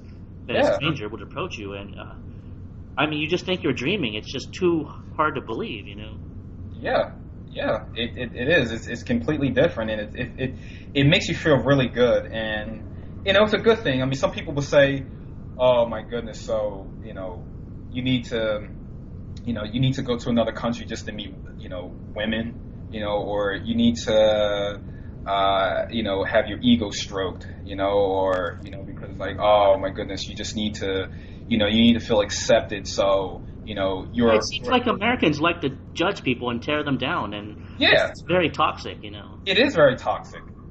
You know, but it has nothing to do with that. It's just, see, that's the thing. A lot of Americans really don't know anything about the world. So when you explain these things to them, it's, you know, they don't understand where you're coming from, because a lot of Americans just don't have that desire to see the world, or to experience other cultures, and, you know, meet people from other countries. It's you know, it comes from the mindset that we have everything and we don't need to go to any other country, and every other country is a hellhole. Why would you want to go there? And, you know, if you meet women from there, they're only going to try to use you. You know, it just comes from you know, an ignorant mindset. And so, yeah, they're not really going to understand. They're not going to understand that. You know, when you say, well, you know, I met some girls and they were extremely friendly, and we went out dancing, and it's like, oh, well, they're up to something. They just want to use you. They just want to get a green card, and just all these really cliche remarks. And like you said, it's not like that. Women from other countries are just genuinely friendly, and they look forward to meeting people from other cultures. You know, it was like that in Dominican Republic. You know, it was like that even, you know, in Morocco. You know, it was like that in Mexico. You know, women from other countries are warmer, and that's just a fact. That's just the way it is. You know, it's not to say that there are no friendly women, because this is where you have to be politically correct. It's not all American women. We can't say that. But the great majority, I would say a lot of American women are just not all that warm. They're not. And so this is what makes it, you know, difficult trying to meet women, as opposed to meeting women in you know, a country such as Colombia, you know, where most of the women are extremely friendly and very approachable. And they show that. They show it in their eye contact. You know, like I was saying, you know, we experienced that in Bogota. We experienced it in Cali. You know, then when we went to Medellin, we experienced the same thing. Then we went to Cartagena. I mean, I had a few chances with a couple girls there. You know, actually, one girl that I want to talk to, I actually want to make a personal trip just to go back to talk to her. You know, take her out, like just hang out with her. Is the girl from Cartagena. She works at a restaurant called Beirut, and yeah, it was definitely on with her. I mean, I was getting a lot of eye contact from her. You know, we went in there to eat, and he went to the bathroom, and, you know, she came out from the back, I guess from the kitchen, and I was like, oh my goodness, look at this girl. And it was just on from there. Her and the girl that she was working with, they kept looking at me, smiling. You know, they kept doing it. You know, and I was looking at them, and I was, you know, making eye contact with them, and it was just so on, Winston. So, yeah, I mean, wherever we went, we saw that women were very, very warm, very approachable. They gave lots of eye contact, you know, and it made you feel relaxed. That's it. It just made you feel very relaxed, you know, and it's like, well, if I wanted to go talk to her, I feel good about it. You know, I'm not going to feel awkward. You know, I even remembered a girl when we were walking to go to the restaurant. It was a girl working. She was working at it was a restaurant, and people were sitting out there watching a soccer game. And this girl was my type too. She was nice looking, nice brown skin, just beautiful, naturally beautiful, no makeup, jet black hair, you know, really nice face. And she was out there working, and so we stopped and we're watching a little bit of the soccer game. So she came over and just started chatting me up. And, you know, before you know it, she was like, oh, wow. She was like, you know, well, she asked me where I was from. And then she was like, wow, you speak Spanish so well. And I said, thank you. And, you know, and she had this look in her eyes like, you know, I could see that she was attracted to me. And, you know, and it felt good, you know, it felt good. it didn't feel awkward. She just, like I said, it was something, it was, well, before she came up to me, obviously, there was something about me that said, yeah, something, he seems friendly, but at the same time, she was very warm, and that's the reason why she approached me, because she was very warm, and like I said, the people are very curious. So she came over and was asking me where I was from and so forth. And before you know it, I'm telling her, I'm speaking to her in Spanish, and she's like, "Wow, you speak Spanish so well." And and so she showed that I could see that she was very warm. She was very friendly, and she saw the same thing in me, and that's a good thing. And see how the interaction was very natural, very natural. It wasn't like, well, if I go talk to this guy, he's going to try to get my number. No, it's just, look, we're human beings on Earth. You're curious to maybe know where I'm from. I'm happy that you approached me because I'd like to talk to you and meet somebody new, and everybody's happy. And that's all it is. It's just let's just keep things natural. But that's one of the things that American women could learn from women from other cultures, is that be natural, be friendly, be relax. Just because a guy's talking to you does not mean that he wants to have sex with you, or he wants to get your number, or it doesn't mean any of that. What if a guy just genuinely just wants to just talk to a girl? But this is not, women here don't think like that, and this is why you have so many problems with meeting women. So that's that, Winston. I mean that I call it the Colombian adventure. It was great, and we got to observe things that that tell us that there are some serious social problems in the United States. Serious problems. And you don't realize that until you go overseas, it seems. And I know what you're talking about. It seems like it's one of those things where you have to experience it to really understand it, because words can only do so much. You have to really experience it to really know, because words are limited. Words can't describe experiences that well, Right. Exactly. Yeah, you have to be there. You have to be in the country and experience it up close and personal. That's just the way it is. I mean, so all those who have something bad to say about Colombia or any other country, my words to them would be, have you been there? And if you say no, I haven't been there, then you have no right to say anything about it. You have no right to make any negative comments about it.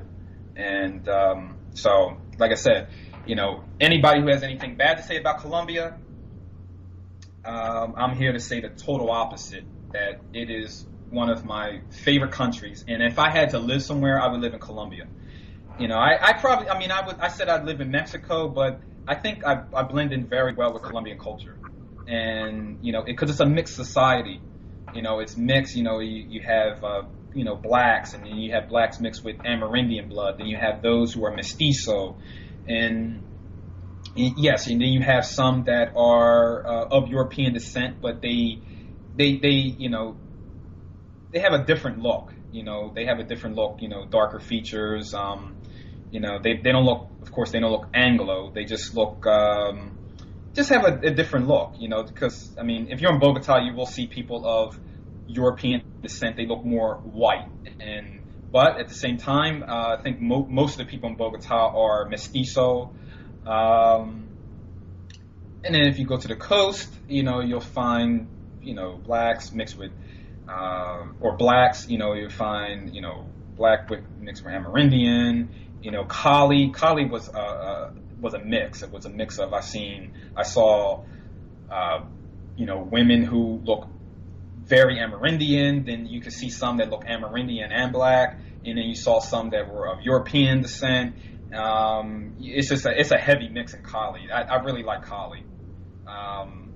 So yeah, I think if I were to move to Latin America, I would definitely move to Colombia. yeah, that would be the place for me. Uh-huh. So, I mean, how is it racially? I mean, is it good for white people and Asian guys too, or? If you're Asian, I would say, yeah. I don't see what, how you couldn't, or why you wouldn't be able to meet women if you're Asian, because yeah, even because some of the people have that look. Some of them, like I know in Peru, there's a lot of women, or a lot of people who are mixed with Asian, because during the Asian diaspora, there was an influx of Asians in that region. So you will find, in the Andean region, you will find people who have that look. They have those types of eyes. The Asian look. They have that look. So. Well, do you see any like racial segregation or social class segregation or economic class segregation or anything like that? Or In Colombia, those at the top, those who hold all the power, are those of European descent or Spanish descent. Those that are impoverished are usually those of African descent, maybe in the Choco region, that's near the Pacific. You'll find, in parts of, on the coast, Cartagena. But I think for the most part, I would say. So, but it's very inclusive, right? There's not like a. Yeah, it's very inclusive. Is there Yeah, racial segregation or. Yeah, I mean, they're. I can't really speak for all, because I don't really know. I mean, it's not like Los Angeles where the Asians are in one area and hang out with only other Asians and whites with other whites and. No, it's not like that. No, from what I saw, no, it's not. It's not like that. No, I mean, it's very inclusive. You can see a black guy, with a light skin, a light skinned Colombian girl. That's common. You can see. You can see a mix. You see blacks hanging out with white Colombians or mestizo, or but in terms of like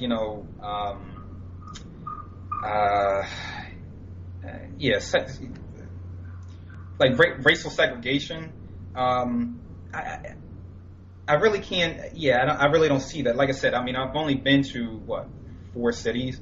In Colombia, but I don't think so. I really don't think it's like that. I highly doubt it. That like I said, I mean, from what I've seen is that blacks, I see a mix. I see people of different ethnicities hanging out together. I saw black guys with light-skinned Colombian women. So I don't really think that's a problem, but I do know, economically, blacks are at the bottom. Like I said, in the western part, in the Choco region, you'll find blacks who are, impoverished, and it's just, not the highest standard of living there. It's more poverty. They say it's actually, now this is the thing. Now I was told that in the Choco region that it's dangerous there. But I'm pretty sure maybe some parts of on the coast, but for the most part, I think it's more an inclusive society, and at least socially, yeah. Socially, yes, and but like I said, economically, I mean, those at the top are those of Spanish descent or European descent. But like I was trying to say earlier, that I don't know everything. I don't know everything about Colombian, the history of just different aspects of it, just about, socially, economically. I can't really, give you an in-depth, yeah, response. what you've told us so far is really amazing. And now, what about the cost of living there? I mean, how much is like a meal at a restaurant or a hotel room? I mean, can you give us an idea about that? Now I stay in hostels whenever I travel. So I mean, to start off with that, if you want to stay at a hostel, you can stay at a hostel, a basic one. We stayed at one. The one we stayed at in Bogota was like, I believe it was it $8 a night? I think it was $8, eight or $9. Cheap. Yeah. I'm sorry. That's pretty cheap. I mean, that's cheap. Yeah, it's cheap. Average. Yeah, it's cheap. Yep, cheap. What about like there were some food? other Were the costs and the prices pretty low? I mean, yeah. Or I was going to say that there's some other hostels in the area we stayed in called the La Candelaria, and there were some better hostels where you had better showers, and it was just better. You had internet. You had the internet. We had the internet at the hostel we stayed at, but it wasn't working, and But I know at the other one called the Messiah, that was a really nice one. That was only just wasn't too far from where the hostel I was staying at, but that one is like a little bit more. I think maybe with that one it might be, I'm guessing it could be $20 a night, something like that, or maybe 17. What was the average price of like a meal at a restaurant or a cafe or a canteen? For a meal, it was. Trying to think here. I know I went to one that wasn't too far from the hostel. I had chicken. I had an arepa, and came with fries. Came with skillet, and I think that was about. And a drink came with it. I think I had mango. I think it was. I think it was $8, something like that, for all that. Mm-hmm. Something like that. I'm trying to think here. It was it was like $8. And then I'm trying to think here. Some other place. Well, there were some other places that were more expensive. Like we went to a Middle Eastern restaurant where you could get a shawarma. I'm not sure if you know what shawarma is. It's kind of like I know what that is. Yeah, shawarma. Yeah, so we ate shawarma. The shawarma, can't remember, but it wasn't too bad. You got a meal. We had a meal with that. So it was. I'm thinking here. I'm trying to think if it was. I don't know. Maybe that was about $8. But most places that we went, like in all the cities that we went to. Most meals were about $5. We had Chinese food in Medellin. That was pretty cheap. I think I got chicken and rice, and I believe it was like $6 maybe. I think it was like $6. No, it's not bad. No, because we actually ate that. We were in Medellin. I think we were there for two days? Yeah, I think we were there for 2 days, and I ate that for breakfast because I'm a big eater anyway. So when I woke up, I was starving. So and you got so much. So I went. We went ate that for breakfast, and I think it was only like $6, and that filled me. That filled me for the for most of the day, and because it was just so much there. But it was like $6, and then we went to when we were in Cartagena, there was a place right next to the hostel that we're staying at. The meal, I believe that was, I think it was $5, $4 or $5, and free refills for iced tea. Oh, the iced tea was so good, and you got rice, you got salad, and you got chicken, but and that was great. So, did the food taste healthy? I mean, without processed ingredients like America. I mean, was it healthier? very healthy, very basic. Like I said, I mentioned I ate rice a lot. I mean, wherever you go, you have rice and chicken. Very basic. No, it wasn't a bunch of salt or any of that in it.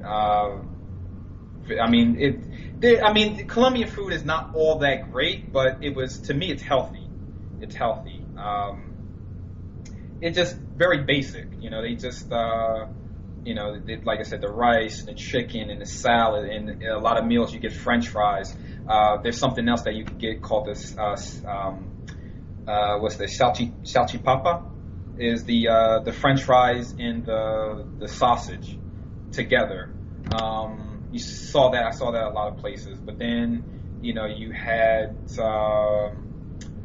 trying to think here, like I said, Medellin had Chinese food. You had just like they're the types of foods that that they make. Is their food similar to Mexico? Not really. I think Mexican food is a lot better. I think Mexican food is a lot more creative, a lot more flavorful. But Colombian food, it was healthy. It was healthy, and at least it was natural food, right? Natural food, yes, it was natural. Yeah, natural. Without all those processed ingredients and MSG and sugar and all that. Yeah, everything. Yeah, very natural. And they don't have all that crap in it. And just being on the street, they sell fresh fruit in it for 50 cents. You could get a cup. You could get like a cup of pineapples or mango. Or I think let me see what they had: mango, pineapple. What else they have? They had some other fruit. Oh yeah, I think they had strawberries. All this fresh fruit and kiwi. They all this fresh fruit, and for 50 cents. So I would get up in the morning. Sometimes even before I would eat a big meal, I would eat that while we're walking. I would just get some fruit and just get that. It was only 50 cents. So wherever you go, wherever we went, it was in every city. They just had fresh fruit, and it was just, I was like, this is great. It's just so great, And so I was eating a lot of fruit. I was drinking a lot of water. I was, eating some good hearty meals. Some rice, some chicken, some salad. So really couldn't complain. You can't complain. Now, all the food was natural. Yeah, that's great. You are what you eat, so it's important to have, to be in a country where the food is natural, so, you can eat healthy and remain in optimum health. And you just don't get that in America because it's so hard to eat healthy in America. Most of the food is so unhealthy, and it's hard to avoid that. Yep, it is. So can't complain with the food there. And so have you been to any other countries besides Colombia? If so, which ones, and what was that like? Mexico. I was there for 5 weeks. When I was in college, I studied abroad there for 5 weeks, and that was an amazing experience. Really love Mexico. Love it. Guanajuato, Guadalajara. That's where I was. Guadalajara. I had the chance to go to Puerto Vallarta. Very nice coastal city. Beastly hot, but very nice. So that was a great experience. There for 5 weeks. Spent a lot of time in the Dominican Republic. I got the chance to live there for 4 months. I was studied abroad there, and the experiences that I had there are were the same as I had in Colombia. I met a lot of nice people. It just really, made it a very memorable experience. Even to this day, I think about, my mind goes back to the Dominican Republic. I think about the people I met and the things that happened while I was there. All the girls that I met, and so it was great. The people, like I said, it's the same way. I mean, it's wherever you go in Latin America, it's pretty much going to be the same. I mean, the people are very warm. It's just the culture. It's very warm. People are very friendly. That's just the way it is. Very warm, very, very friendly, curious. People will, like I met one girl at the university. She took me out to lunch one day. And I started hanging out with her and her friends. And she treated me like she had known me for years. And so I met some other girls there at the university, and everybody just treated me with open arms. And that's why my mind goes back to that, is because I miss that. I miss I miss being in a place where people are really friendly, and approachable and warm. And there's no awkwardness. And anywhere I went, anywhere I've been in Latin America, I've never felt awkward about talking to people, approaching people. I just felt like I could immediately be myself, and that's a great feeling, because I think that's what everybody wants. I think everybody wants to just be able to be themselves with whoever they're with. Because people do fear being judged and, being perceived a certain way. And you kind of have that, with me, I really don't, I deal with it to a certain extent, I should say. I deal with it to a certain extent with people you meet here, because people here are very judgmental. And I just feel like certain people may not get my personality, especially people who conform. They may see me as I don't know. They just don't. They may not be able to get me. So it's a good feeling. It was a good feeling when I was in Latin, or Dominican Republic. I just felt like my true personality could immediately come out with the people that I met, and it did. It did immediately came out, because I felt that they were authentic, and I feel as though I'm a very authentic guy. I don't sit around judging people. People, I've even been told that people love talking to me because they feel comfortable talking to me, because I think they can sense in me that I'm not judging them, and so I felt that way when I was in Latin America. I felt as though people weren't judging me. It was just like, I think it blew their minds that, I wasn't Dominican, because a lot of people thought I was Dominican. And then when I spoke Spanish, they were like, no, you're not Dominican, but you speak Spanish so well. And it was like, oh, you're American. And I was like, yeah. It was like, then they would ask, like, how did you learn Spanish? And so, and I guess even speaking Spanish, I feel more comfortable. I feel like I can relax more. And so, just being there, in a culture that's very warm, and meeting people who are very authentic and friendly, my true personality was able to shine. And, opposed to being in my own country where, I'm selective with who I let see, who I allow to see my true personality, and because with certain people I meet, I'm just kind of quiet, until I get to, really, until I warm up and really, I feel comfortable talking to them. I just I have to remain reserved, just kind of to myself, so. Yeah, there's something in America that just makes you feel withdrawn. I don't know what it is. It's hard to explain. It's like I'm naturally outgoing too, and I want to be myself. But in America, you just feel withdrawn, and I don't know if because the vibe outside of other people is rubbing off on you, or you just feel that negative energy that makes you do that, or it's like you can't be yourself in America as much, and whereas you can in Colombia or Russia, which is where I went. And like I said in my articles, being able to be yourself is the ultimate meaning of freedom.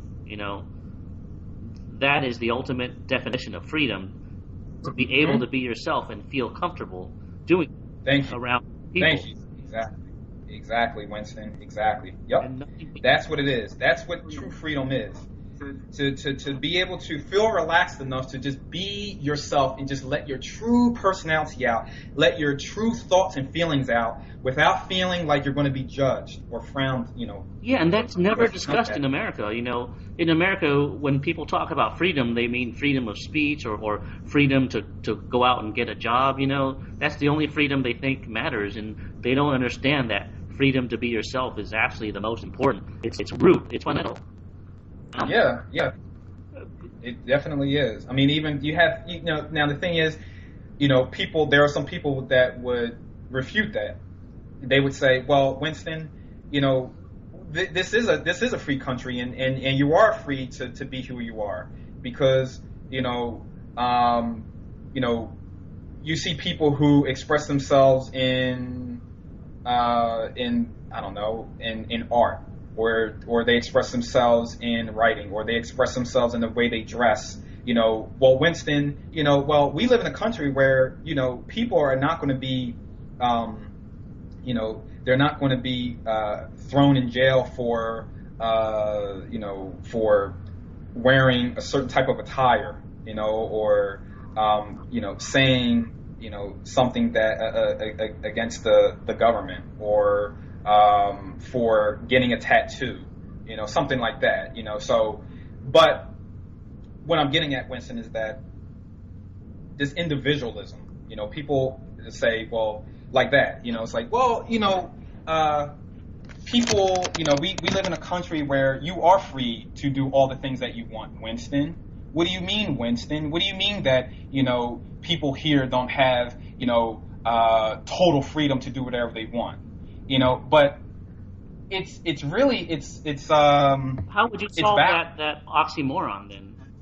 Yeah, right, exactly, because you look at people who, like, there's a fad now with getting tattoos, okay? And some people, that's why I said, some people will say, oh, well, Winston, we live in a country where people can do this freely and they can express themselves in the way they want. But this is more about conforming.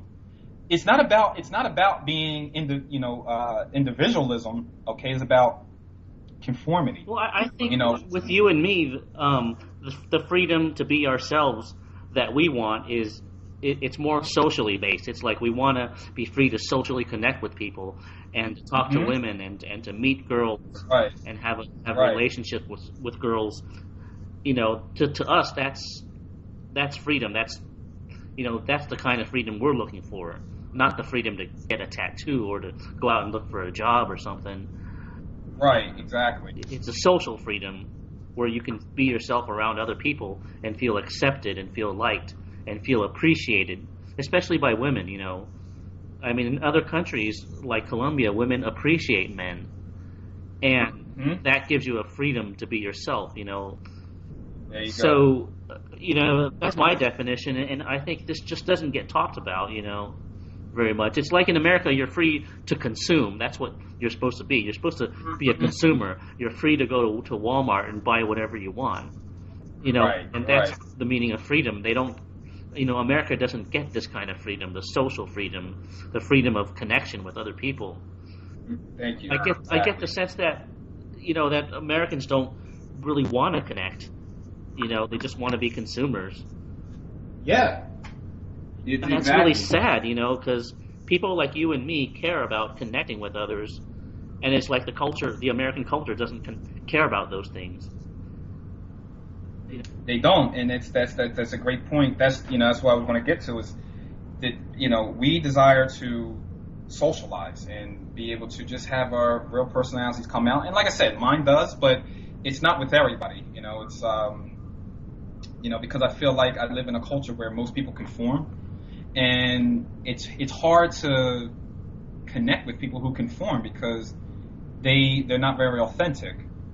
And so I don't feel free to do that. And at the same time, like connecting with a woman, I don't have that freedom, to just to talk to a girl that I'm interested in. It has to be about, I have to meet her through friends, or you can't even tell a girl that she's beautiful or that she has a nice dress. Yeah, it's crossing the line. crossing the line. But this is a country where they say, this is a land of the free, and freedom is just not about, being able to, get a tattoo, or being free to express yourself in art or music or wherever, or type of, like I said, type of attire.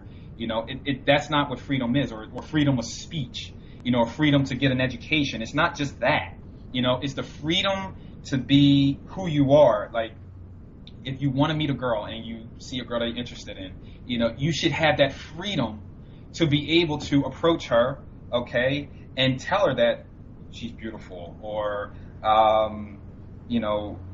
just to express your interest. But see, now it's backwards. If you tell a girl, and I don't recommend that, approaching a girl and telling her that she's beautiful,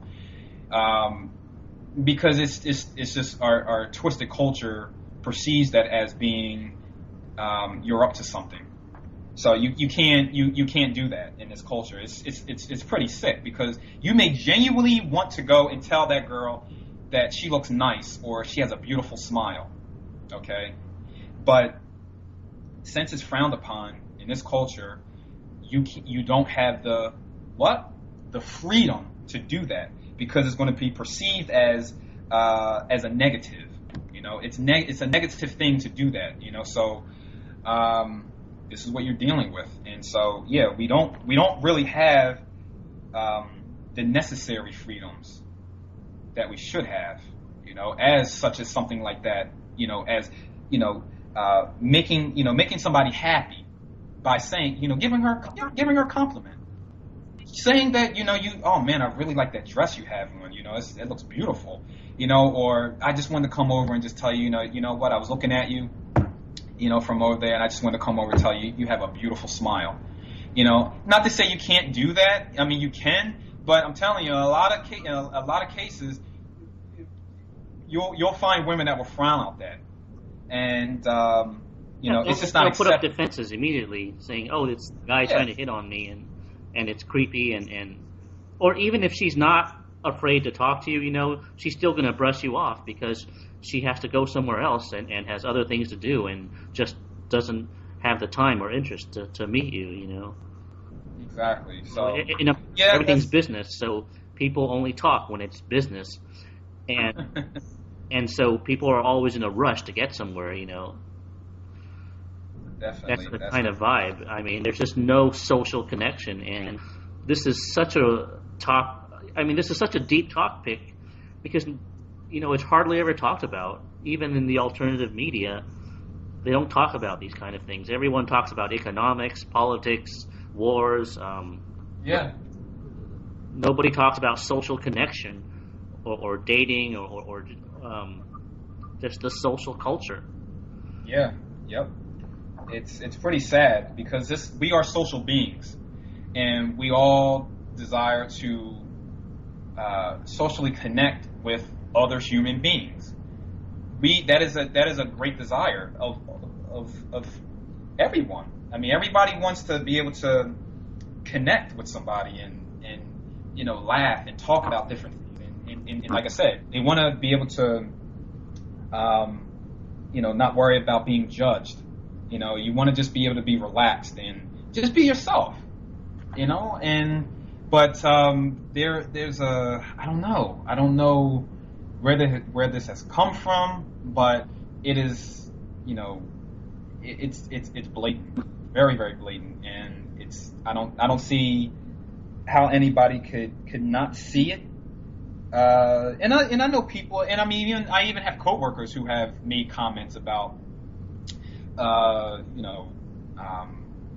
the United States being a cold culture. I had a coworker who went to Jamaica. She went to Jamaica.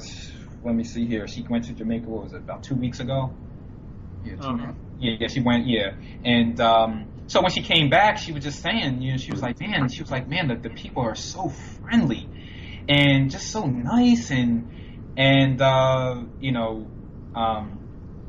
Yeah, so even mainstream people will see this when they travel. I mean, it's so obvious. Yeah. She was like, she told me something she said to one person, and while she was there, and I was like, wow. I was like, I was like, you'd have said something like that here, you know, you'd have had a frown. She was like, yeah. She was like, you know, people here would have been like, what? You know, like, you know, that's just not accepted. But, yeah, so she saw the difference. She's like, yeah, the people are so warm and, you know, she did say, she's like, the people here are just so, like, you know, can be cold and standoffish. And I said, exactly, I told her exactly. I said, because we talked about, I had to bring in Colombia. I told her, I was like, when I went to Colombia, I was like, the people are just, just very, just down to earth, very warm, authentic, and that's it. I mean, but so my point is, people do see, people see it, and you can't be politically correct about it. You can't, because it's a fact. Most people don't know their neighbors. We're just a very cold culture. We're isolated, and I don't know, maybe that has something to do with it, just the region, because we border Mexico and Canada to the north, but Canada, they have Quebec, but for the most part, it's pretty much the same. Mexico, yes, Mexico, but we don't really have contact with other cultures. Just the way as if you were living in, let's say, Spain. You're surrounded by Portugal and France, or Morocco to the south. It's not like that. So we're a very lonely, isolated culture, and I think that may be a reason why we're so ignorant about the world and so cold, and can be very suspicious about people from other cultures, and view other cultures as being inferior to the United States. It's a lot there, but I don't see it getting any better. Yeah, and you don't realize these things until you start traveling more, Mm-hmm. Now, when you went to Latin America, did you need a visa to get in, or did they give you a visa, and when you entered, and how long was the visa for? No, I didn't have to get a visa, no. The first time I went, all I needed was my birth certificate. The first time I went was September of 2004. Second time I went back May of 2005, and then I went back to study abroad August of 2005. So do they give you a visa or a stamp, and how long can you stay? The tourist visa, I believe, it's 90 days, or I'm sorry, for me, because I was there for 4 months, so I had I don't even remember. I'm trying to think here. Yeah, because a regular tourist visa is 90 days, but I was there for 4 months, so I'm trying to think. So you must have extended it then, right? I can't remember what I did. I can't even remember. I can't. I guess. Are we talking about Colombia, or? Say it again. Are we talking about Colombia? No, Dominican Republic. Okay. What about Colombia, though? I think that's a bigger hotspot. Colombia, no, you don't need. The tourist visa is 90 days. And can you extend that, or? I'm trying to think here. Can you extend it? I'm not sure if you can extend it. The only thing you could do is leave the country, go somewhere else, maybe go to Ecuador, and then come back. Oh, so you could just take a bus to a neighboring country and then come back, and. Yeah. Yeah, Europe is like that too. You just take a bus and go to a neighboring country and then come back. It's. Yeah. Pretty convenient. Mm-hmm. So what if I don't speak Spanish and I go to Colombia? Would I only be limited to like the capital city or tourist areas, or? Let me see here. If you don't speak Spanish, I would have to say, because if you go out to, if you go to Cali or Medellin or any other city, like I said, you can meet people who speak English, but if you don't speak Spanish, you might be limited to like maybe Bogota, and even a lot of people in Bogota really don't speak English. It being a more intellectual city, you'll find a lot of people who do speak it. I mean, it's the capital, so. Yeah, I would have to say you would probably be limited to there, or maybe. Yeah, it seems like in capital cities, there's the highest concentration of English speakers. Yeah, I would say. I mean,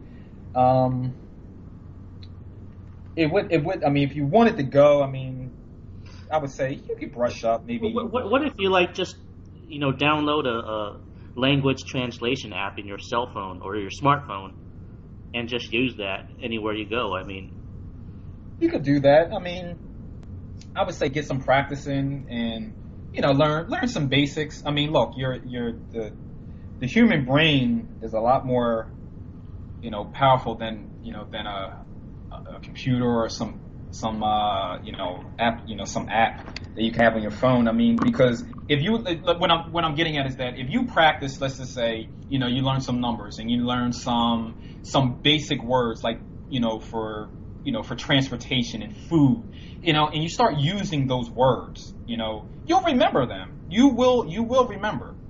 And you can maybe have like a little book on you just to make sure you can glance at it. But if you practice, if you plan your trip out, and let's just say maybe 4 or 5 months in advance, okay, and you start learning the basics, you start learning your numbers, you start learning some foods, okay, you start learning words for transportation, okay, and you may practice with somebody that speaks Spanish, okay. By the time you get there, you will know. Of course, you're not going to be fluent, but you will know how to maybe order, something to eat. You'll know, you'll recognize certain words, for getting around the city. You'll know how to, ask for the bathroom. Where's the bathroom? So it'll be very basic. So, yeah, can you use the app, the phone app? Yeah, sure. You can use it. You can use you can have like a little phrase book on you. But I just think phonic translator, yeah, something like that. But I think that if you take the time out to learn the necessary words, you will know. You will be able to get by somewhat comfortably. You just gotta just give yourself some time, and that's it. How did you learn Spanish though? Did you learn it by yourself in school, or? Yeah, pretty much. I taught myself. I guess I can say I have a. Yeah, I guess I just have a talent for it. I kind of figured out things on my own. How to learn it, and I figured out a system that works best for me. So I have an understanding of memory, and to me, it was kind of like common sense, and I know everybody doesn't, I know everybody's not going to think like that, but at least with me, I saw it as like common sense. For example, I would say, all right, well, if you're learning another language, translating is not good. I mean, yeah, you can maybe be able to use it, translating, if you learn a word for water, in Spanish is agua, okay, and that's fine. But my thing is, as soon as I started learning, I was like, well, the common sense thing would be the same way you learn English. You didn't translate anything when you're learning English, so do the same thing with Spanish. So if you're learning the word for agua, or learning the meaning of agua, look at water. Pick up a bottle of water and say it, agua. Or when you're in the shower, say, I'm taking a shower with agua. So that's what I'm saying. Make the association. Don't translate. Make the association. And so, my point is that. I just saw learning a language it came very naturally to me because I saw it as just a lot of a lot of things that I was learning, or the way I was learning, was kind of like common sense to me. And so, but from there, I got, I started testing out different methods, trying to understand memory a lot better. What really makes words stick in your long-term memory? What makes you retrieve words? What makes you retrieve words, naturally, or instantaneously, when you're in a situation where you're speaking a language, what is going to make you retrieve that word without thinking about it, So got curious about that, how memory works, and so that's why I would say, I don't recommend, or in my method, I didn't try to focus too much on translating, taking a word and saying, oh, well, this means this in English. Well, that can help. That can be a crutch. But when you start to dive deeper into that word, it's not about translating it, because, like I said, you want to be able to, like right now, the way I'm speaking now, I'm just speaking naturally. There's nothing, I'm not translating anything. I'm not saying in my mind, all right, this and now this means this. No, I'm just speaking. So that's the same. Those are the same results that you want to get in a language that another language that you're learning. So I want to be able to I knew that I wanted to be able to speak Spanish fluently. I wanted to be able to just speak it in a natural way, and not try to sit there and try to think of the translation all the time, because that's not language, that's not speaking. So, so I try to always focus more on the meaning of the words and using the words in context, and being able to and looking for situations where I can use the word, that because that experience becomes an association, and then your mind over time, your mind knows instinctively when to use that word. It's because you've actually used the word, you've associated it with its meaning, the situations where you use the word. And so when you're actually in that situation, your mind will, instinctively know, how to use that word. You'll use it naturally, without thinking about it, and that's what you want. So, I had a lot of patience with it too. So you need patience, you need motivation. It's not so much, just, oh, well, I want to learn this language. You have to really dedicate yourself to it. But in your case, going back, you said, well, what if I go to Colombia, do I need to learn Spanish? Well, it would be good for you to know Spanish. It would. It really would. And Spanish is not a, people like to say, oh, well, it's not a difficult language. It's not. It's not a difficult language, but there are, every language, presents its difficulties. And Spanish will have its difficulties because you have to say things in a certain way. But if you don't, people will still understand you. They'll still understand you. So I never like to belittle a language saying, oh, well, it's really easy, because, every language takes time and effort to really learn how to speak it, well. And so, but at the same time, there are aspects of Spanish that makes it easier to learn if you already speak English as your first language. So it naturally came easy to me. But if you go to, if you have a desire to go to Colombia or anywhere in Latin America, Spanish will definitely help, of course, because you can't expect everybody to speak English, and especially like Colombia. And so, yeah, I mean, if you're going to go to Colombia, I would say to learn Spanish, very at a basic level. Just get to a basic level, and you can get to a basic level in 5 months. You can, practice, because the more you practice, the the faster you're going to be able to retrieve words in real situations where you need those words. And so, I would recommend it.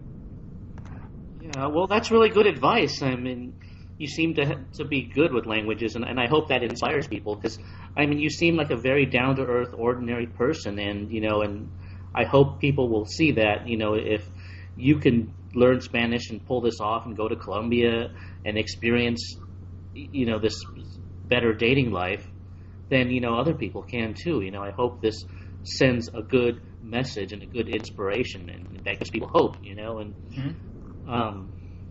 guys out there, in our situation need that hope. And anyways, we're coming to 2 hours now in this interview. We're over 2 hours. Maybe in the last part, you can tell us what your future plans are and some final advice you want to give to the guys listening to this, or the people listening to this, or whatever. I guess, for the future, my plans would be, I would love to go back to Colombia, or I really want to go to Peru. Definitely want to go to Peru. Actually, that's where we were supposed to go to first, but long story with that, in the process of waiting for his passport, the ticket went up, so we had to scratch that off, and so we decided to go to Colombia, which was a fantastic decision. And so, sometime in the near future, I would love to go to Peru, and definitely, experience the culture there. I already have a friend there that I met online, met her on LAC, and we talk from time to time, and she wants me to come, and so I have a friend down there, so it'd be nice to meet her and just and experience the Peruvian culture. What's LEC? The Latin American Cupid. Oh, okay, yeah, that's right. So, that's what I have planned for the future. I'm looking forward to going. As of right now, I'm also trying to establish a location-independent job or location-independent business. I'm trying to work on it. So much has to go into it. Like a portable income, right? Or you mean like an online business, or online business? Yeah. So I'm trying to work at that. So that's the goal that I'm heading towards. Trying to establish that, and then also try to get to Peru. Can you work in Latin America and be an English teacher or something like that? Or yeah, I could do that. That's my ticket out. I really don't want to do that. I'd rather do something different, something that I'm really passionate about. But that is something I could do. We'll see. I don't know. I prefer to do something else. So. Because not everyone is cut out to be an English teacher. A translator or a tutor or something. Exactly. So, do you have any final advice for everyone that's listening, or? The advice I could give to those who are want to listen to this is that if they have a desire to go to Latin America. Or even any other country that that they're interested in, I would say don't let the language barrier stop you from going, because traveling to another country, it will change you. It will definitely change you. This is where the mindset needs to be. The mindset needs to be that I want to go to another country to experience another culture. I want to go and see how people live and how people interact and how people respond to me. How do they respond to foreigners? And because traveling is a learning experience. It's a learning experience, and you grow from that experience. So I want to encourage all those who have a desire to go anywhere to do it. You just need to do it. Yes, if you do speak Spanish or you speak French or an Asian language, Mandarin or Vietnamese or whatever, do it, or even if you're interested, you're learning it, you want to you want to go there and practice, or a particular country just interests you, do it. You need to do it. You really need to put yourself out there, and just. How do you overcome that fear of traveling abroad? I mean, some guys must have a fear, probably. Yeah, some do. It's like, oh man, I really want to go to Japan, or I may want to go to Colombia, or I may want to go to Russia, and it's like, oh man, it's like, I don't know if I could do that alone, you can do it alone. I went to when I first traveled, I went to the Dominican Republic, and I went to Spain alone. I went to Spain alone twice. I did that in Morocco twice, alone. I went to Turkey alone. I don't speak Turkish, but the country interested, I was interested in the country, and I wanted to see the people. I wanted to experience Turkish culture. I wanted to see the history, and that didn't stop me. That, oh, I don't speak this language. It's that, no, I'm interested in this country, and I'm not going to let the language barrier stop me from experiencing another culture. So that's what I have to say to, all those who will listen to this, is that, you can do it. You can't let fear paralyze you from experiencing another culture, and from just getting out there and seeing the world. Like I said, by doing that, you're going to learn. You'll learn from that experience. Your confidence is going to be through the roof. I mean, it's like, it definitely has an effect on your confidence, and then you'll see. You have to experience it first. You can't just sit and constantly wonder about it and constantly think, like, oh, well, what if I do this, or what if this happens? You just have to relax. You gotta, and just do it. If you find a cheap ticket to Turkey or wherever you want to go, and you have a desire to go there because of, maybe, like I said, maybe you're learning the language, maybe you're just curious about this country because of the history. You just need to do it. Just do it, and you won't regret it. You will not regret it, because traveling is it's a part of personal growth. You learn about yourself. You're going to be able to meet new people from the country. You're going to be able to meet people from other parts of the world. And when that happens, you're going to see like, wow, yeah, it's not that bad. It's not that bad. You're going to be able to meet people at the hostel. It's not that bad. So, I hope this can encourage people to do it, because some people, they're looking for encouragement, or they're looking to be motivated, and I'm here to tell all those who listen is that I just put myself out there. I didn't care that I didn't speak the language, and I didn't care. Like when I went to Morocco, I didn't care. I didn't care that I didn't speak Arabic or French. I just went, and I was like, it has to be somebody there that that speaks English, or maybe there's some people who speak Spanish. So I just did it. And like I said, I don't regret it. So that's the advice I can give to those who listen is, don't let fear paralyze you from seeing the world. Yeah, it seems like sometimes to overcome fear, you have to just not think about it and just do it. Because if you think about it, your mind will, start to get into this fear mode and start to look for excuses not to go. It's best, it seems, to just do it and not think too much about it. Yeah. That's how I overcame the fear of going to Russia, because, I mean, the first time I went to Russia, it was scary. I didn't know what to expect, and the whole notion of it was scary, and so, I had to just do it and not think about it. And it gets easier every time, too. Yeah, it does. It gets easier, exactly. And like I said, your confidence builds. You become a more confident traveler. It's like, let's just say, for example, you have a desire to go to Brazil. Okay, so you go to Brazil, and it's your first time out of the country, and it's just like, I don't know what to expect. I don't speak Portuguese all that well. And then you go and you meet people and you have a great time and you feel really comfortable. People make you feel, at home, and when you come back, it's like, man, that was an awesome experience. And now you're looking to go to somewhere else. But now you won't have that fear, because of that experience you had, you're not going to have that fear. You're going to, you're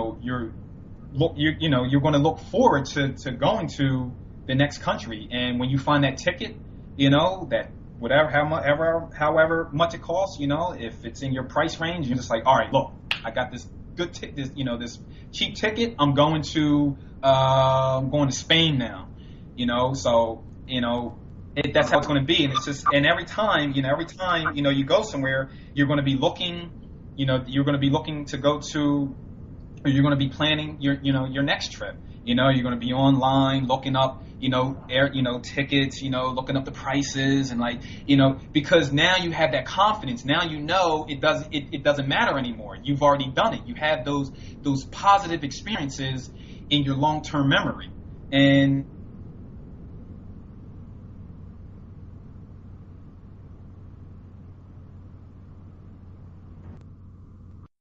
For a while. Let me try to get him back. Okay. Okay.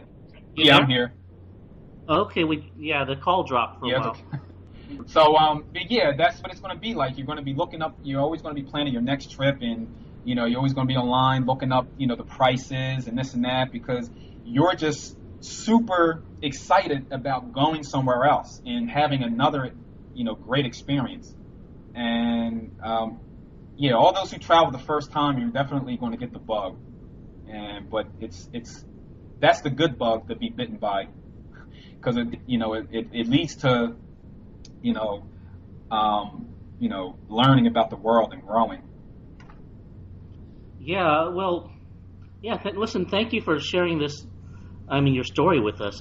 This was a great interview, and your story was very inspiring, and I hope it helps motivate and inspire people to just go abroad, whether it's Colombia or somewhere else. And I think Latin America is a great place to start, because it's close by, and it's warm, mm-hmm. and Spanish is easy to learn, and it's just so friendly. And so I think that's a great place to start.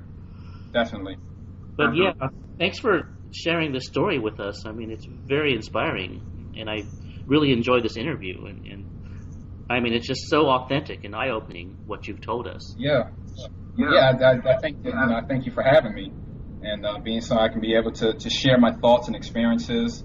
And I enjoyed this. I really did. Really enjoyed this interview. Yeah, we should talk again sometime. You have a lot to share, and I like your personality. It's very authentic. It's very real. No nonsense. Down to earth, and just you're the kind of person that we like to have, and that makes it credible too, and believable. Mm-hmm. You're very believable and very authentic. Yeah, and that's just me. I like,